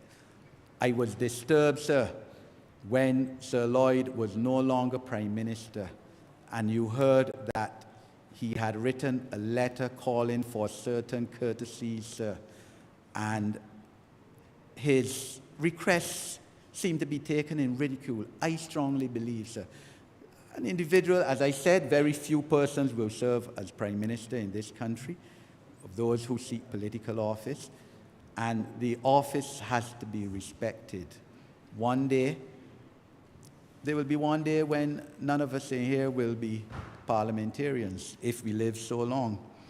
And I believe that a former Prime Minister should be given a member of staff, personal assistant, who could help him write, or her, their publications, their books. Sir Lloyd published a lot of books, sir, and papers, sir. But it's not really known in Barbados. He wrote on politics, society, education, structural adjustment, business, government, all of that, sir. But very few persons know that. Should be given a scribe and should have an official car for all functions. You used to hear about Sir Lloyd going to a funeral after he was no longer Prime Minister and driving about looking for a car spot. That should not happen, sir. That should not happen. Lady Angelica called me a morning when I was, sorry, Angelita, sir, Lady Angelita called me a morning when I was Minister of Home Affairs and said that she and Sir Lloyd were about to travel the next day to go to a funeral of one of her relatives, sir, and if they could have an official car come for them at their home, sir. Should not have to call a Minister of Home Affairs for that purpose. I said, Lady Sandyford, that will be done. I immediately made a phone call. I would not say to who. And within 10 minutes, I got back a return phone call that Lady Sandyford had been called and informed that a police vehicle will be collecting her and Sir Lloyd next morning. And of course, VIP treatment through the way. That should be done. So that happens in some other Caribbean countries. I'm aware in Antigua, for instance, it happens where former prime ministers are given, in fact, more than one member of staff for that kind of purpose. I wish to give thanks, sir, on behalf of the people of St. James North to Sir Lloyd's family, his wife and lifelong partner, Lady Sandyford, sir, and his children for sacrificing their husband and father to the people of Barbados for over 3 decades. Must have had a tremendous effect on their family. Of course, as I said, Garth and Inga have spoken about how he still tried to be with his family as much as possible, but it takes a toll. And of course, the things that you hear about your father, you know, on the street about how bad he is, how wicked, etc., and all of that. So it has to take a toll on you, sir. And, what happened in 1994, June 7th, the no confidence debate, sir, where the special majority for Sir Lloyd to resign did not take place, and that has to be known. Sir Lloyd did not resign as Prime Minister, but he felt that having lost the confidence of, it was four members of his party plus the independent senator, Sir Leroy, who had won his seat as a member of the Democratic Labour Party, sir, and having lost by simple majority the no confidence debate, that the proper thing to do was for him to step down as president of his party, to call an election, and to let the people decide on their fate. It must have hurt him badly, sir, that he was, in his opinion, sir, betrayed by 4 members of his own caucus, sir. That is the nature, sir. And the Honourable Senior Minister, member for St. James Central, spoke about his disappointment that you have not seen the sufficiency of tributes coming from the Democratic Labour Party and its lifelong members and senior members on Sir Lloyd's death as one would have thought, sir, and he is correct in that instance. I remember. Yes, sir. But I dare say that one of the reasons for that is because of what happened in 1994. They probably hold it against him. It served as an opportunity for the Barbados Labour Party to come back into office, sir.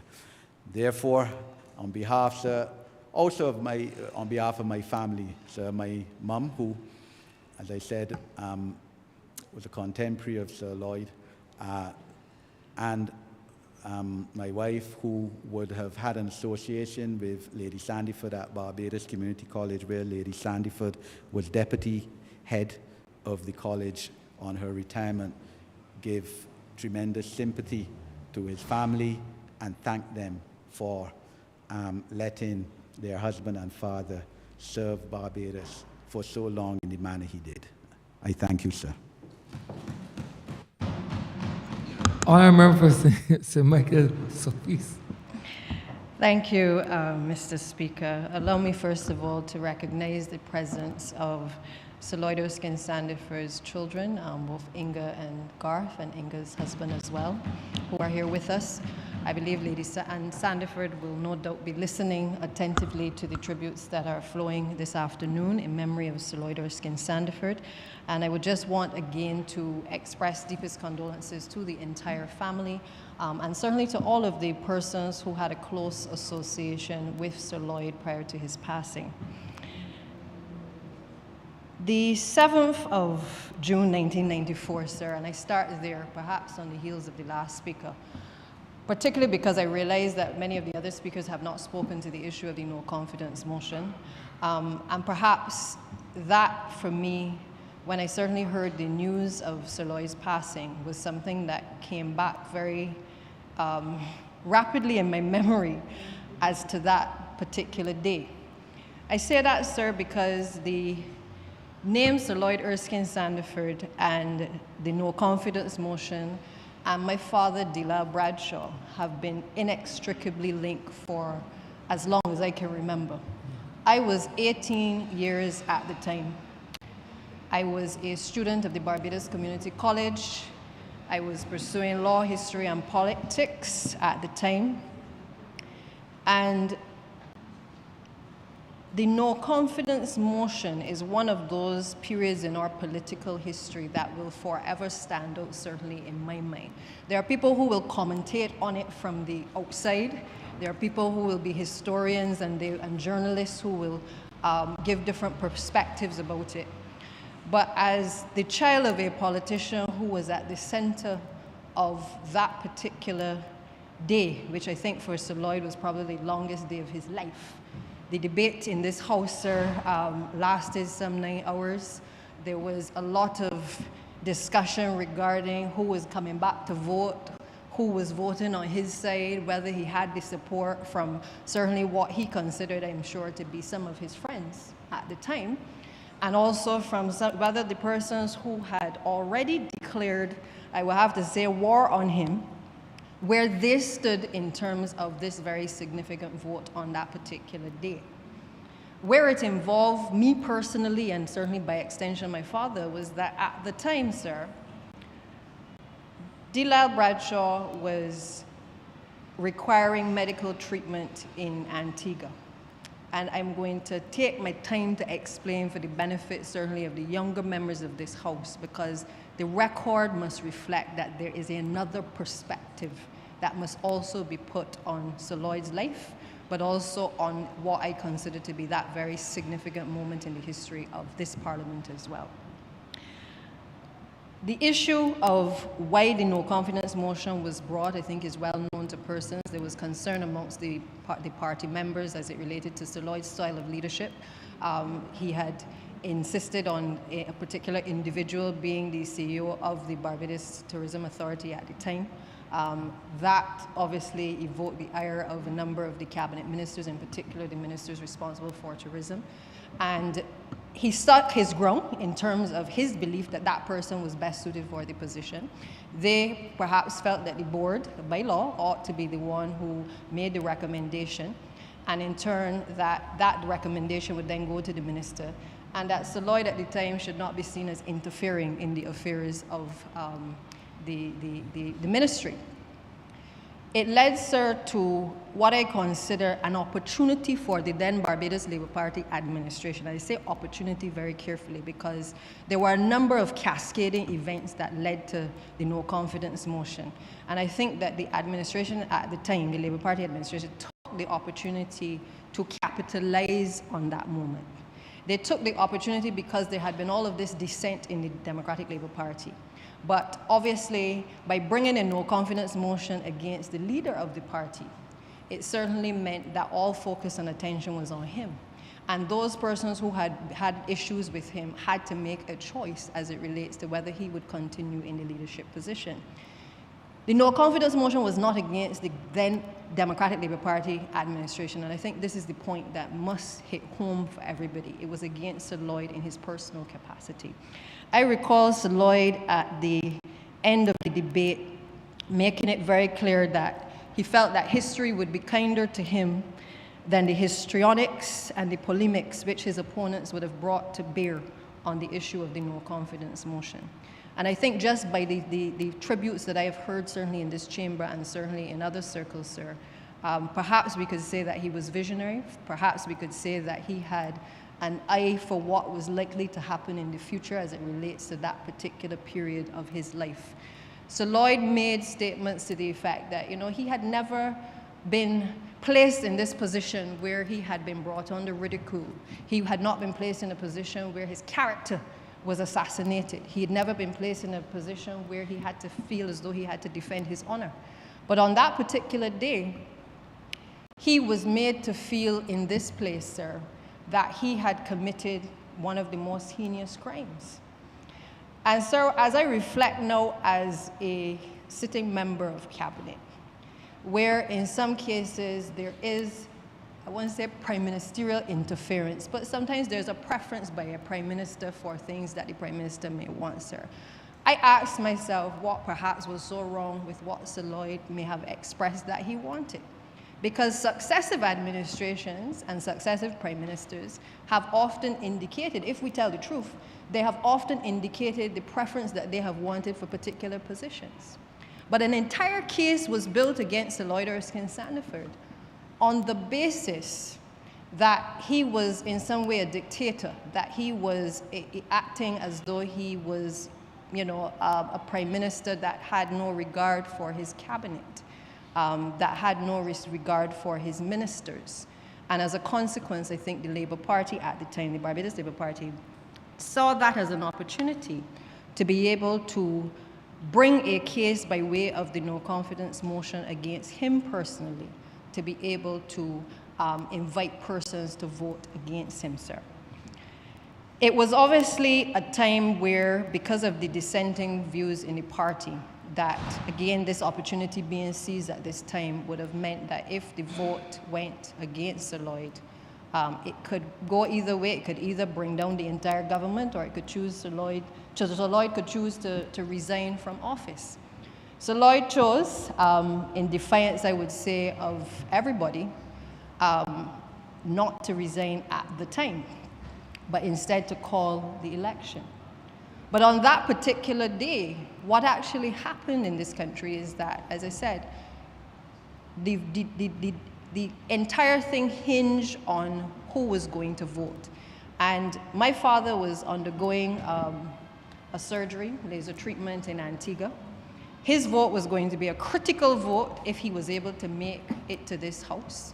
But unfortunately, he couldn't, because the nature of the treatment was such that he had to remain in Antigua and he could not get back here to Barbados.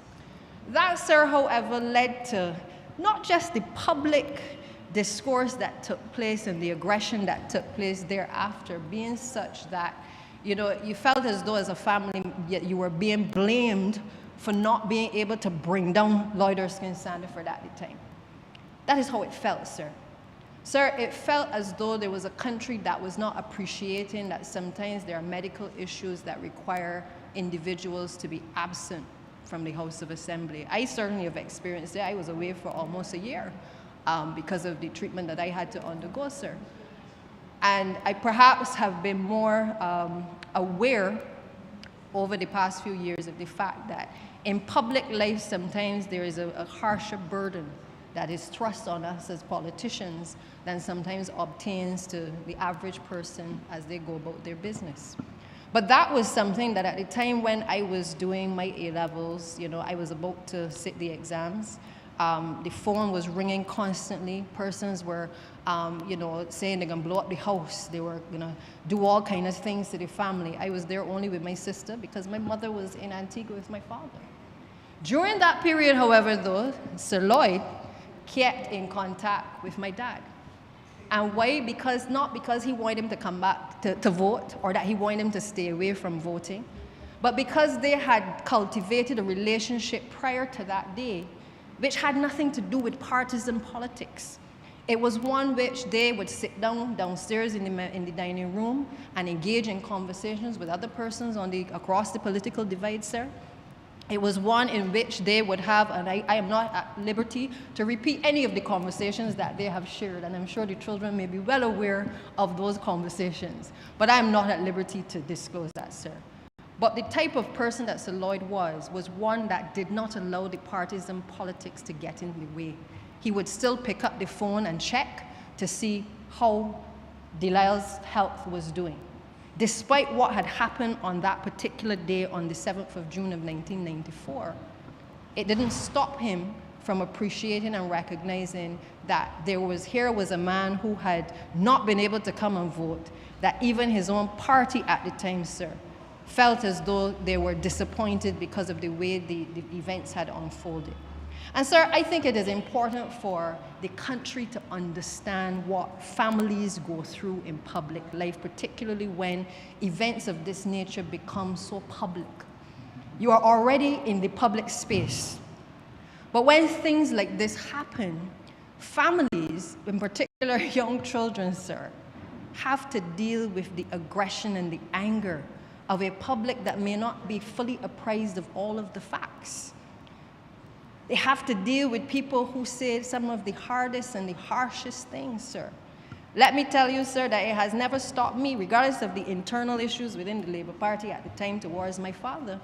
He took his own decision as it related to that period.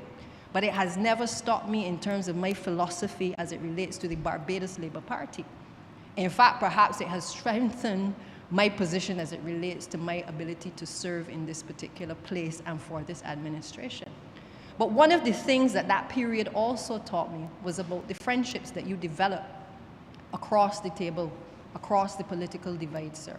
Because we have a way often of feeling that because we sit on different sides, that we can't help somebody, or that we can't engage with somebody, or that everything we do must surround being a Barbados Labour Party member or a Democratic Labour Party member, sir.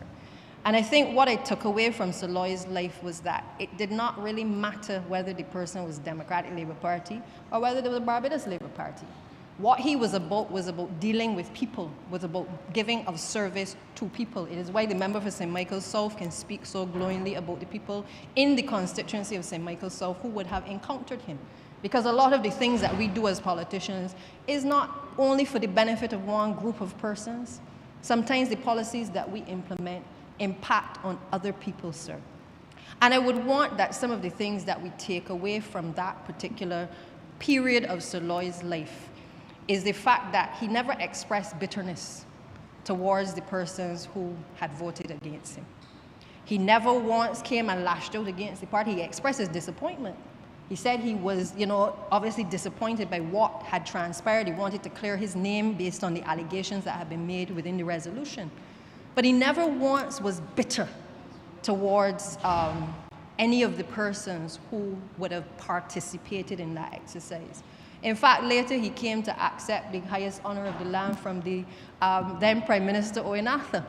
So it was clear that he did not hold a grudge against the Barbados Labour Party. He accepted that he had made a contribution in this country, regardless of what had been said.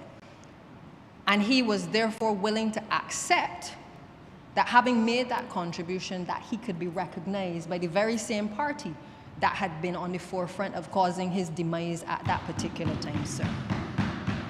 That is the bigness of the man, sir, that you can forgive and forget and move on and still be able to look people in the face because you know at the end of the day that you came to public life to serve and you gave your all in order to be able to give service to the country, sir.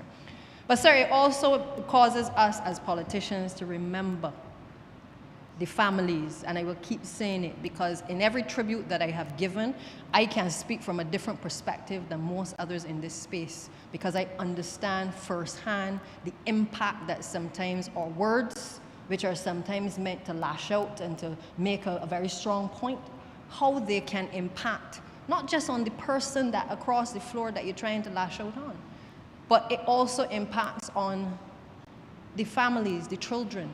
There are many children of politicians, and I keep saying it, who do not wish to go anywhere near the political arena.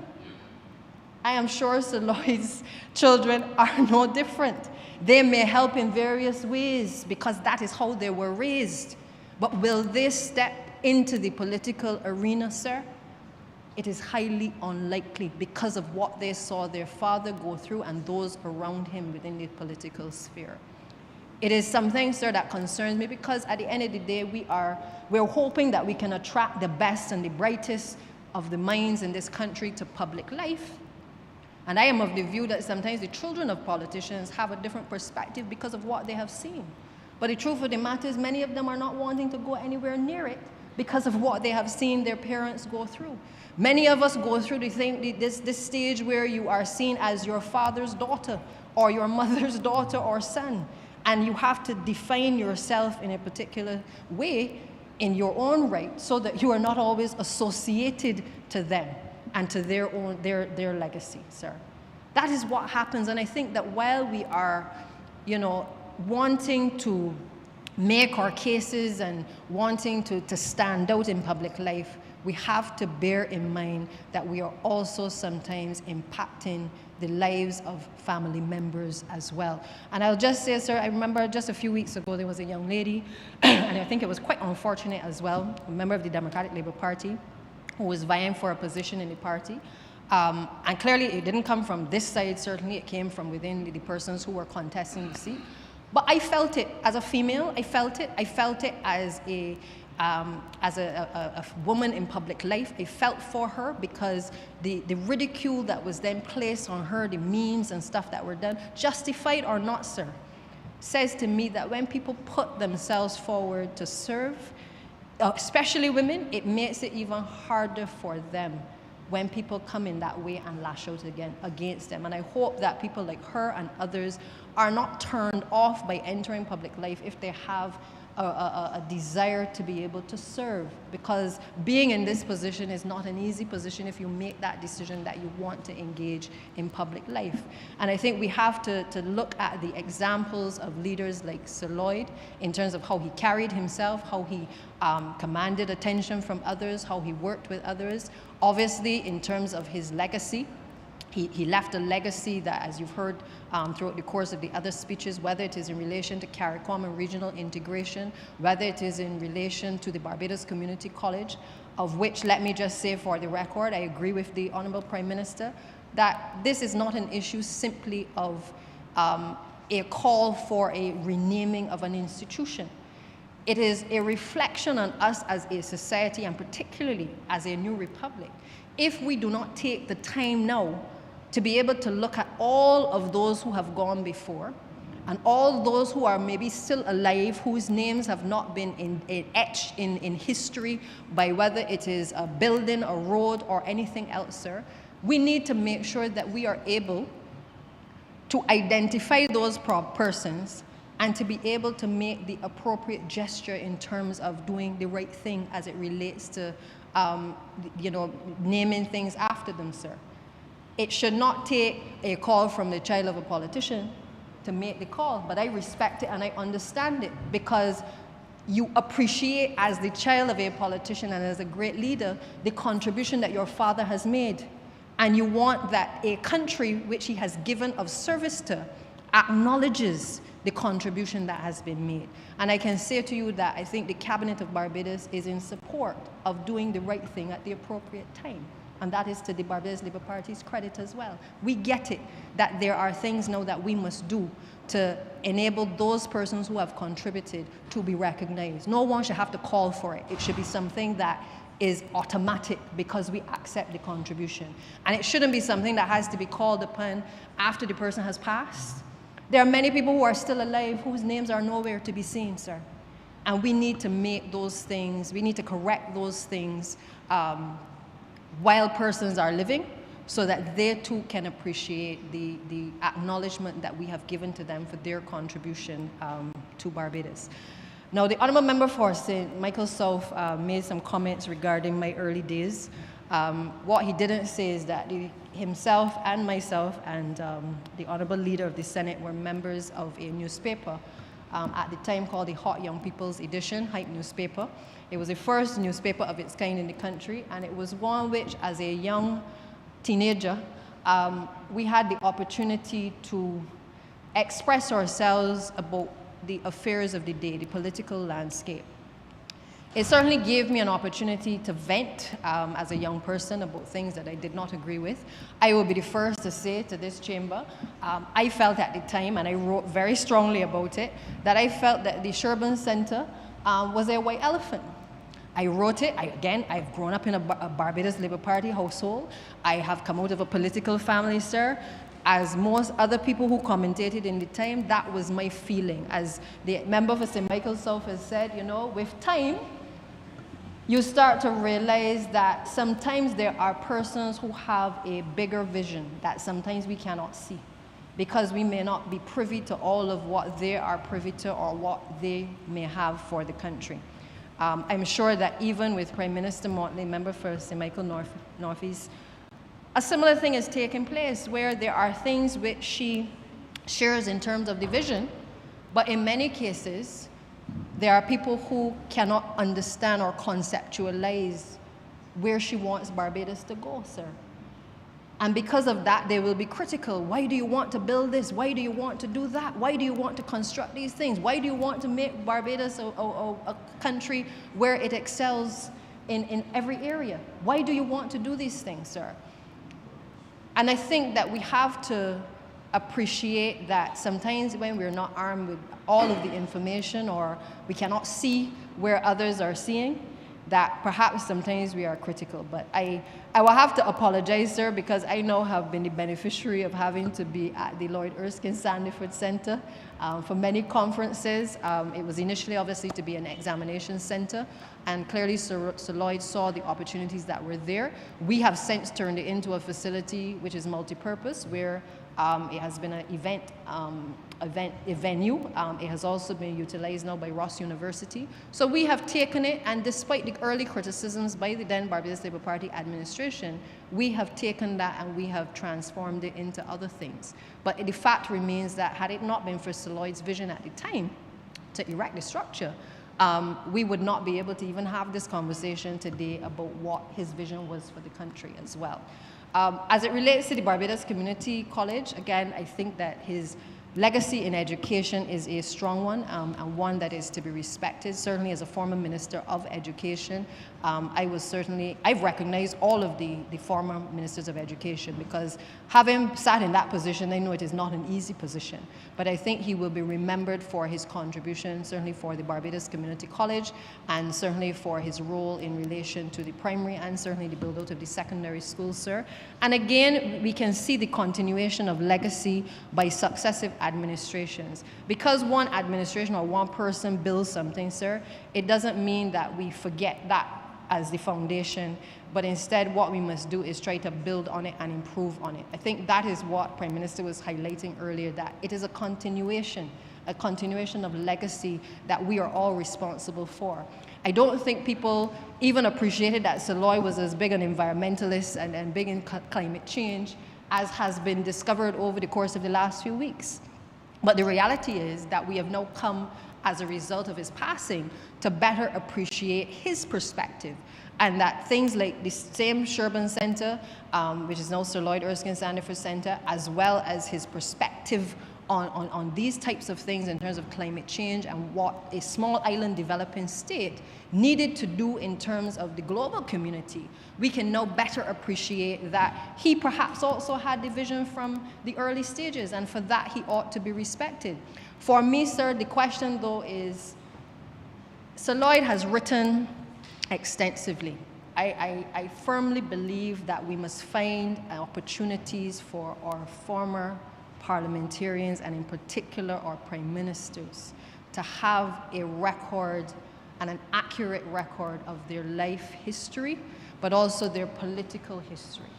And the fact that he has done what I think very few in political life, certainly I think there are not many others who have documented their life or have given perspectives on whether it's social issues or economic issues in this country, sir. I think a greater effort needs to be made now to sit down and to be able to carve out a space for these individuals to be able to document their past and their perspectives on Barbados then and Barbados now. I have benefited from my father being alive. For me, he is the greatest recipient of knowledge when it comes to politics and also to history, sir. That is not the benefit of others because they may not have somebody to turn to who knows every date and every event that has taken place in the Parliament of Barbados and in the political landscape. I may not have him around for much longer because he's 82, and that's the reality. But what I take away from what he has left for me is certainly he's written extensively about not only the no confidence motion, but other parts of political history and certainly his life. And I would encourage others to find a way to do the same. I know it is not easy to do it when you are in office, but the truth of the matter is we must find a way to document these things, sir, because they are important. And as we have now read into the record, the poetry of Sir Lloyd, we must find a way through the University of the West Indies to be able to utilize some of these essays that persons have written, the books that they've written, to integrate that into the existing curriculum so that our young people are connected with their history. If we have to not just move it from the written, but to the visual, because as you know, a lot of our young people are more visual learners than they are sometimes, to pick up a book, then that is what we must do. But what we cannot do is allow a history and a life to be lost because we have not taken the time to be able to capture the information that is necessary to do so. Sir, I would want to take this opportunity to thank Sir Lloyd through his family, certainly for the work that he has given to this country, to the service that he has given to the country, to remind the members of this chambers that we do this for a time, and when that time has ended, you have to go back and you have to live and work amongst the people of this country. Therefore, you have to make sure that what you do here is impactful, that you can make a difference. Because there are many people who leave this chamber and are not able to go and integrate back into society, sir. I feel that I'm confident that there are many in this chamber who want to be able to not just give of service to country, but they want to do it for a long time, sir. But that requires us to be very clinical in the things that we do here in terms of passing laws and to make the impact that is obviously necessary. I will lastly say, sir, that I too marched against the 8%. All the confessions coming out today.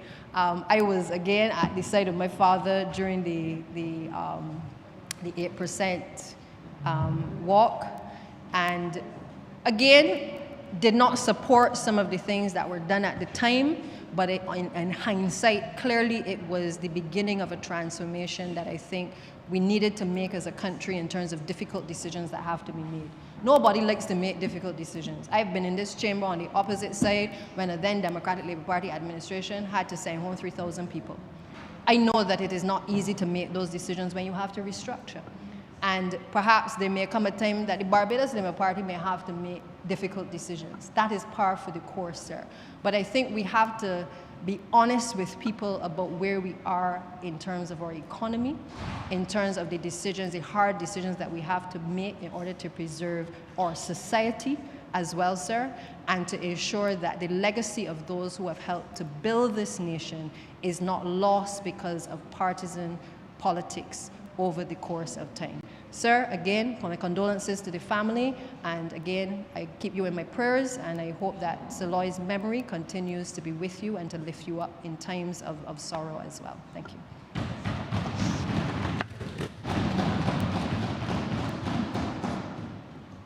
Honourable Member for St. George North. Thank you, Mr. Speaker. Very conscious of the hour, but it would be remiss of me if I didn't add my voice in tribute to the memory of Sir Lloyd. And of course, I know that my youthfulness might give me away because the capacity or the context in which I speak, one would understand very easily that I am relying on references from those who could speak of the things that I would make mention of here today.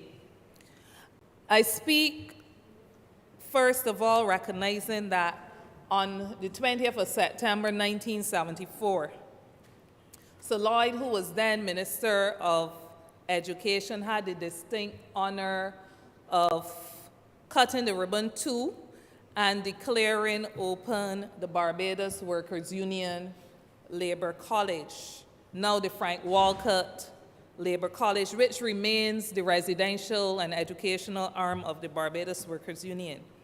That occasion was marked by the presence of many distinguished visitors, not only from the country and regionally, but from around the world. And one of those of note was former President of Zambia, Dr. Kenneth Kwanda. The occasion of the college's opening wasn't just one which was observed with just the ribbon cutting ceremony and a few hours, but in fact, for the occasion of the opening, there was a special one-week session, training session that was coordinated for 5th and 6th form students in Barbados. And 5th and 6th form students back in 1974, one would recognize would largely be those who were about to go into the world of work. So it was very deliberate, and I mention it because that particular one-week training session, which saw on a daily basis students from the schools being shuttled from headquarters up to the Labor College, Union headquarters up to the Labor College. That session was coordinated by George Lamin, the late George Lamin, and supported by Saloy, because indeed it was Saloy's idea that that should form part of the opening. Beyond supporting his parliamentary colleague, the late Evelyn Graves, who was the first head of the union's Labor College, Saloy's participation to this extent in insisting that the young people, those who were entering the world of work, should understand, have an appreciation of the union's role in the socio and economic development of the country. His participation went beyond supporting a party colleague or parliamentary colleague, but it really spoke to his views on education, his commitment to education across all levels, including worker education, and regarding it as a pathway to the attainment of national development, as we've heard, enhanced productivity and economic and social stability. In fact, I'm told that even before the Labor College was opened officially in 1974, that Sir Lloyd frequently participated in the summer school sessions that would be convened at the Codrington College and later at the Union's building, Union House on Robert Street. I'm told further that so exciting were the contributions by Sir Lloyd and others that at the sessions, particularly those in Unity House, there was standing room only. And in fact, people were even standing on the steps just to listen and get some insights from the many speakers that would be participating.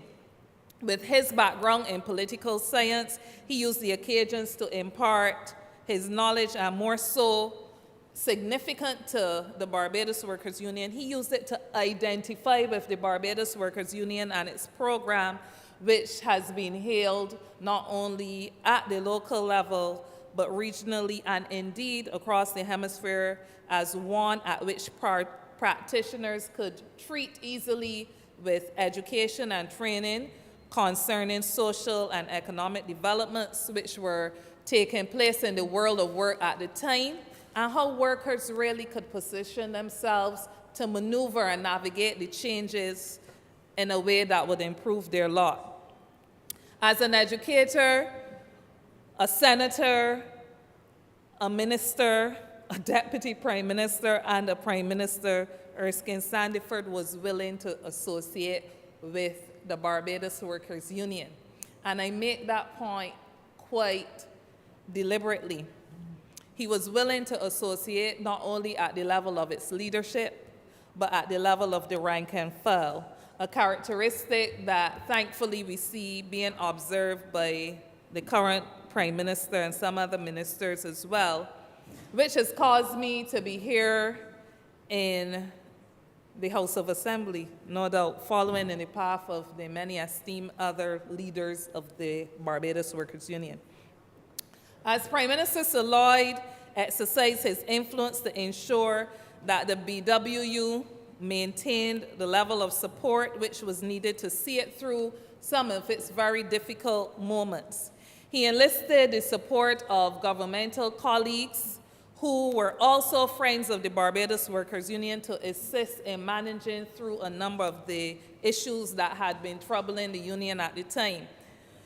Recall is made of the late Sir Harold Blackman, who was also a former shop steward at the Cable and Wireless Division at that time, who was assigned to assist the union with its financial matters, and I mean assigned by Sir Lloyd to assist the union with its financial matters. The late Evelyn Graves, in his capacity as Minister of Trade, was assigned to find those solutions that would keep prices level within the country, competitive, but yet as affordable as possible to consumers. The late Sir Maurice King, in line with his former position as legal advisor to the Barbados Workers Union, he was assigned, alongside my predecessor, Sir Roy Trotman, where they co-chaired a foreign exchange committee which was directed towards ensuring measures by which a foreign exchange base could secure the economy of Barbados and how that could be established. And of course, then I'm told of the Deputy Prime Minister, former Deputy Prime Minister Sir Philip Graves, who as Deputy Prime Minister was assigned to chair the very grueling marathon sessions between government, employers, and the unions that sought to bring back confidence and goodwill to a country after some 28,000, as the union would recall it, 40,000 people were on the streets prepared to march against the strictures of the IMF back in 1992. And I'm sure the Honourable Member for St. Peter can identify with how grueling those sessions can be when you're dealing with bringing together employers and unions into a room and trying to get consensus in a particular direction. But Mr. Speaker, I am sure that during Sir Lloyd's tenure as well, it would also be observed by anyone who was paying attention that as union people, we were not always able to agree with the late Prime Minister. From where I am able to assess, it appears to me to be what I would term a direct result of a communication breakdown. I'm assured by those who were able to speak to it that there was no denying that during his tenure, Sir Lloyd held one commitment very close to heart. One thing that he was highly committed to maintain, as we've heard from other speakers, is ensuring that we remain parity, the Barbados dollar remained parity with the US dollar. And to his credit, and to the credit of all successive leaders, we have been blessed in this country, and I repeat, we have been blessed that even where the Barbados dollar has been put under immense pressure, under immense strain, as a country we have come through and have been able to preserve it. It is also necessary to acknowledge Sir Lloyd's tenure as Prime Minister, which saw, as we heard, the formation of the social partnership, a legacy of social partnership that has defined the Barbados political space as well for decades. He created that platform. He agreed to the creation of that platform among government employers and unions. And that's a tradition, I dare say, that we should endeavor to uphold across all political spectrums. In the crisis arising out of 1992, Prime Minister Sandiford was able to recognize the value of suggestions put to him by the labor movement and by the IMF director at the time, Michel Camdesou, that in crisis, the way forward could only be successfully achieved if government was willing to enter into meaningful social partnership with representatives of employers and labor. The coalition of trade unions, and I say the coalition of trade unions, not the Congress, the coalition of trade unions and staff associations, were therefore able to have Sir Lloyd as Prime Minister convene meetings with both the union and the private sector where they observed the 10-point plan that had been put to the government in 1992 by the coalition.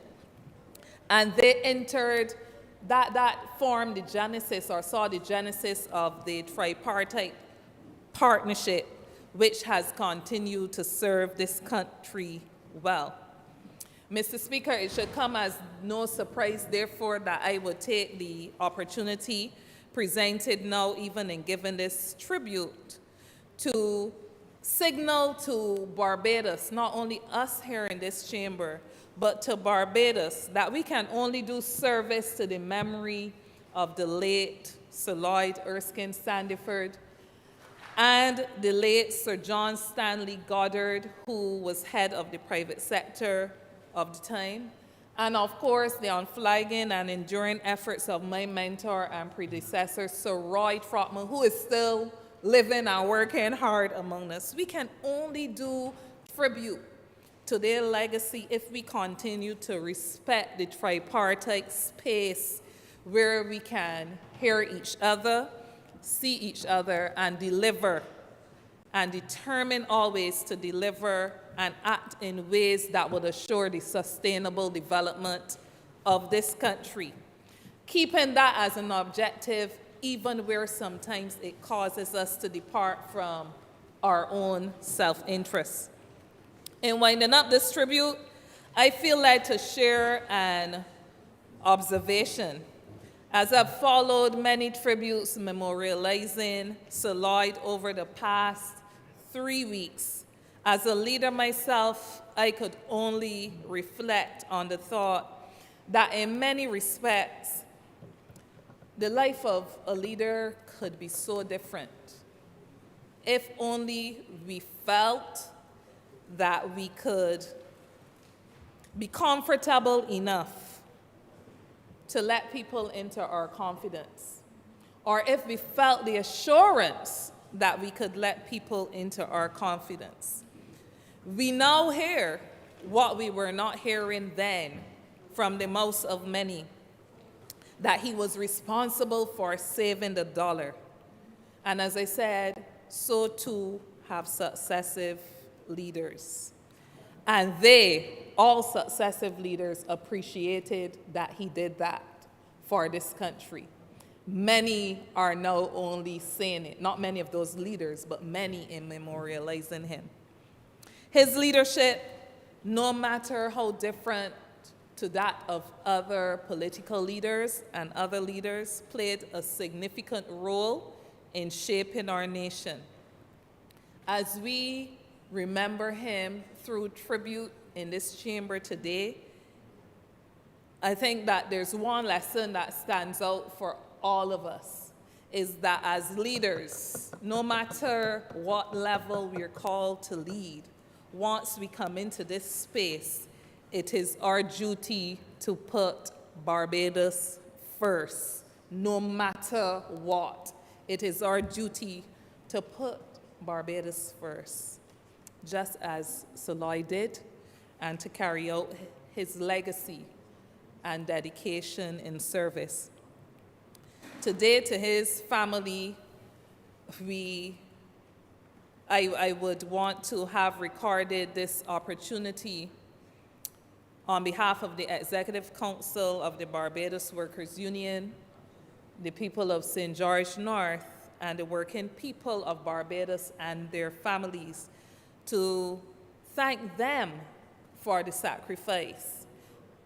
Because in life, it is very safe to say, and we've heard it from the former Member of Parliament, that our families often carry a burden whose share is not observed and is often underappreciated at best or unappreciated at worst. So again, we say to his family, thank you for allowing him to do all that he has done for this country. Mr. Speaker, I'm obliged.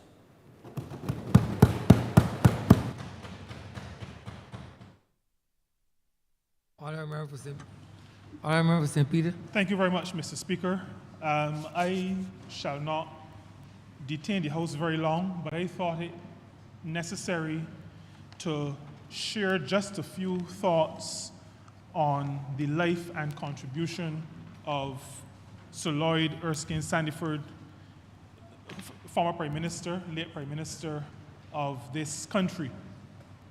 There are a number of things that I could say, but when I think about the life and contribution of Sir Lloyd, what comes to my mind is that government is a continuing process. Government is about continuity. The Honourable Member for St. Michael North East, the Honourable Prime Minister often says that leadership and governance is a relay race.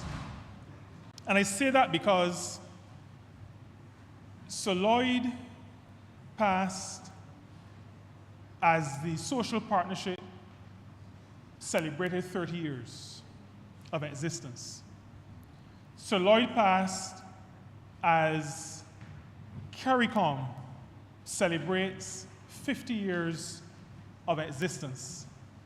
Sir Lloyd passed just before what would be the 30th anniversary of the Bridgetown Declaration that speaks to the sustainable development of small island developing states. I use the idea of continuity in leadership that comes to my mind when I think of Sir Lloyd, because in 1993, in the face of all the challenges, and we have our varying views about the cause of the challenges, but sufficient that the country was facing challenges, Sir Lloyd became, as it were, the Prime Minister of the Social Partnership. Not the only brain behind it, because we recognize the model as an ILO model, and so I take it that the worker representative may have given the structure or the proposal for the structure. But, Mr. Speaker, it could not have come to pass if the Prime Minister of the day had not embraced it, had not accepted it, and had not made a decision that he would use the structure to address or to help to address the challenges that the country was facing at the time. And so I see 30 years later, well, 25 years later, the country returning to the social partnership, and it returned to the social partnership in a couple of ways. One is that it decided not to continue with a government that was ignoring the social partnership. That was one way. But the second way was that the government that came into office in 2018, 5 years ago, 25 years after the start of the social partnership, decided to do precisely what Sir Lloyd did, and that is to take the social partners into his confidence, into the confidence of the political leadership of the country in addressing a significant challenge that the country was facing. And so, Mr. Speaker, the continuity places us now in a position where we are building on something that Sir Lloyd had been instrumental in giving shape to. The other has to do with the regional integration movement. Now, Sir Lloyd would have been close to the party in 1967 And then in 1973, when the Treaty of Chaguaramas was actually signed. And the Grandin's Declaration of '89 would have been Soloy's contribution in that continuum, his contribution to moving the process forward. So there was the signing, the original signing, those who made up CARIFTA. Then there was the Treaty of Chaguaramas. But in 1989, Soloy then was able to be part of that Grandin's Declaration, which spoke to creating the environment that would allow the CSME to be given birth to. And we see a former Prime Minister from the Barbados Labour Party building on that in terms of developing CSME and helping to move that forward.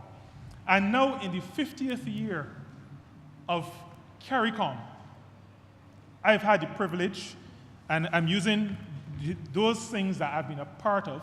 So when I talk about the social partnership, my ministry and I as minister has responsibility for the social partnership. In the 50th year of CARICOM, some years after Soloy was part of the signing of the Grandin's Declaration, which created that basis for CSME, we've been able to, as a ministry, have Cabinet agree to moving forward on the matter of movement of CARICOM nationals across the CARICOM space. That is the continuity of government and governance that comes to my mind when I think of Soloy. And finally, the climate crisis that we now face. There's been a lot of confession in this chamber today, and I'm going to add one piece. When I heard of the poem presented at the Earth Summit, I thought to myself, does a prime minister go to an international summit and read a poem?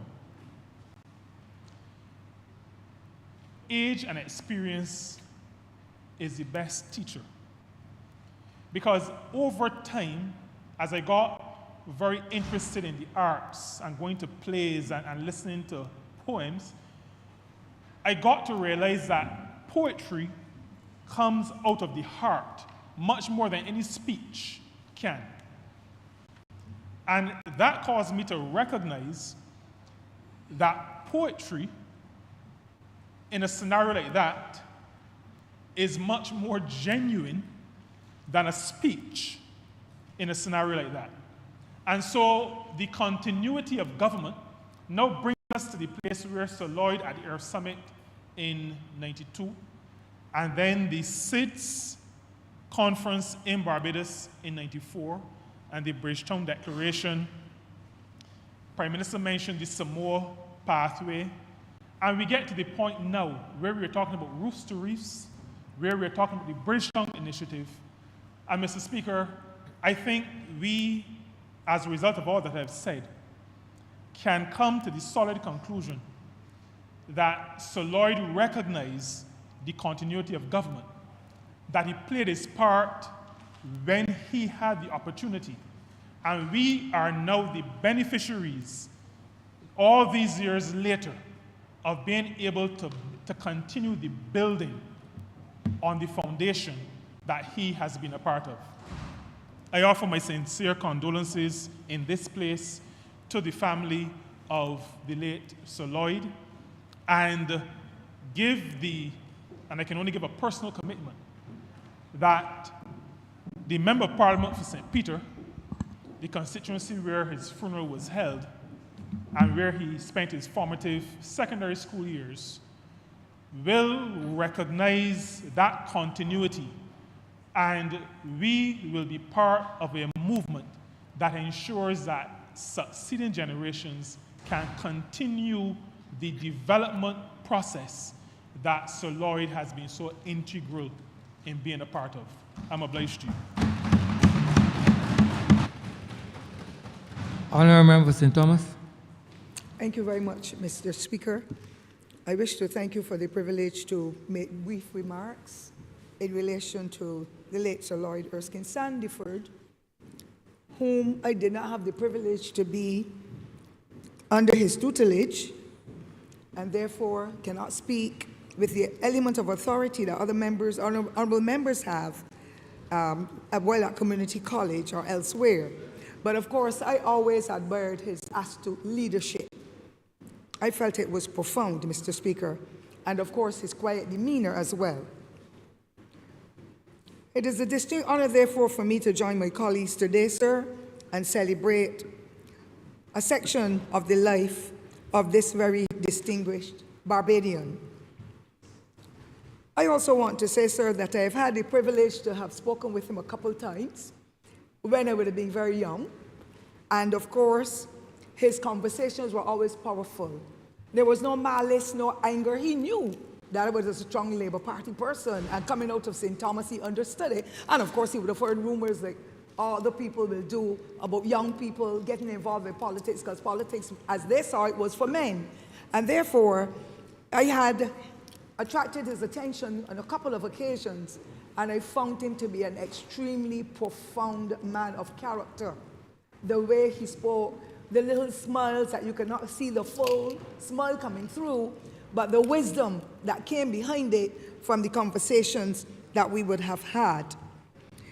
And therefore, Mr. Speaker, I want to say that he had that community spirit, that unless you have that kind of community spirit, you cannot survive in a constituency. Today, it is even stronger. Notice I didn't say worse. It is stronger, the community connections. But I have been a part of the, I understand it would have been the St. Paul's Church. And of course, he loved singing and being engaged with his constituents. I learned quite a few things from observing him way at the distance. We've been on the different sides of the fence, but at the end of the day, we are all Barbadians fighting the same cause to serve the people of this country, despite whichever constituency or community from which we would have come. And therefore, that community spirit helped me a lot, because here I want to apologize. I would have been at funerals all day today, and if I had known Sir Lloyd, he attended the funerals of his constituents. I had 4, but I made 3 today, sir, because I viewed the other body yesterday evening to make sure that I get there, but that I also arrived here on time to speak of this distinguished icon of Barbados. And they made the point earlier, the fact that we're on different political fences. There should be no animosity and no anger and negative criticisms, because at the end of the day, it is a Barbadian. It is a person who has families, and the families of politicians, as was said by the Honourable Deputy Prime Minister, are always dragged through the coals and in the gutter, and we are treated so unkindly. And especially if it is a female, Mr. Speaker, they give you every male partner on the other side or on your side. And so it is a tough situation to be in the political arena, but I really feel strongly we need more women in this exercise. But Sir Lloyd was a distinguished Barbadian whose legacy will live on forever in the history of Barbados. I acknowledge, sir, the time that we are in, and I also want to say, sir, he treated everybody with respect. And I think that is extremely critical as well. We in Barbados sometimes have a way of doing it. I'm not saying politicians as such, but generally, depending on who you are and from whence you have come, you are treated differently. I know, because I've been in this area long enough, and people want to remind you from where you have come, and to let you know that you hardly went to school, and so on and so forth. That is the way that some Barbadians behave. I think it is a way that we should change how we treat the people. I did not ever see it or feel it in my communication with Sir Lloyd Erskine Sandiford, despite the fact that our conversations would not have been very, very long. I know, sir, that he was, a man of great respect, treating everybody with that respect. Indeed, there was compassion, because he interacted with people and he served his people well. He offered quality advice to anybody, despite again, their status or persuasion politically, as well as the warmth with which he greeted you. There was no face all turned up and anger and anything. He sought to listen, but to greet you with that element of appreciation and respect. That is another kudo that goes towards him. I always, Mr. Speaker, believe that he did it because I saw him as a man of the soil. And of course, few of us in here would have hardly come through those environs where there was a lot of money, there were houses in the 60s and the 40s, and so most of us would have come through where we had to get tenantry spots for us to survive. Despite whatever his upbringing, he never, ever ill-treated anyone, according to what I recognized, and now it is being heralded by everybody. And I feel that anybody should be given the kudos when they are living. And I trust that those in his party extended those kudos to him, as many of us here would have, who would have known him, met him, and indeed we loved him dearly. I want, sir, before I close, to say that it's really my distinct honor to have been a part of the SIDS program at the conference. I would have been in the classroom then, and of course my students were like me, always on the go, always want to be in the know. And I took the children to that SIDS conference, and I still have memorabilia from the SIDS program because I'm a keeper of things. And I am going to dig deeply and get mine and put them up, because that is even a stronger memory of the late Honourable Sir Lloyd Erskine Sandiford. And we are now understanding and appreciating what role he would have played in that conference. And of course, we're looking towards sustainability of the environment and all that. And I would have reiterated a lot of what I picked up at the conference with those students, sir, that would have passed through my hand, that are now in their 40s and 50s, sir. So you know how long ago they would have been carrying that information. I want, sir, to finally say that Sir Lloyd set those great examples. I didn't see him with any anger or malice. I saw the compassion, the helpfulness, the courtesy, the honesty, the visionary approach that he brought to political life.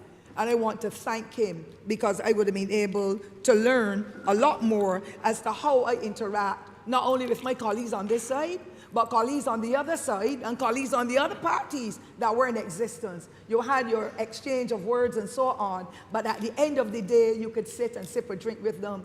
You can shake their hands. When families die or families were ill, you went and you visited them. The former Honourable Prime Minister, the Honourable Member for St. Philip, Fandel. St. Philip South. St. Philip South. My good friend.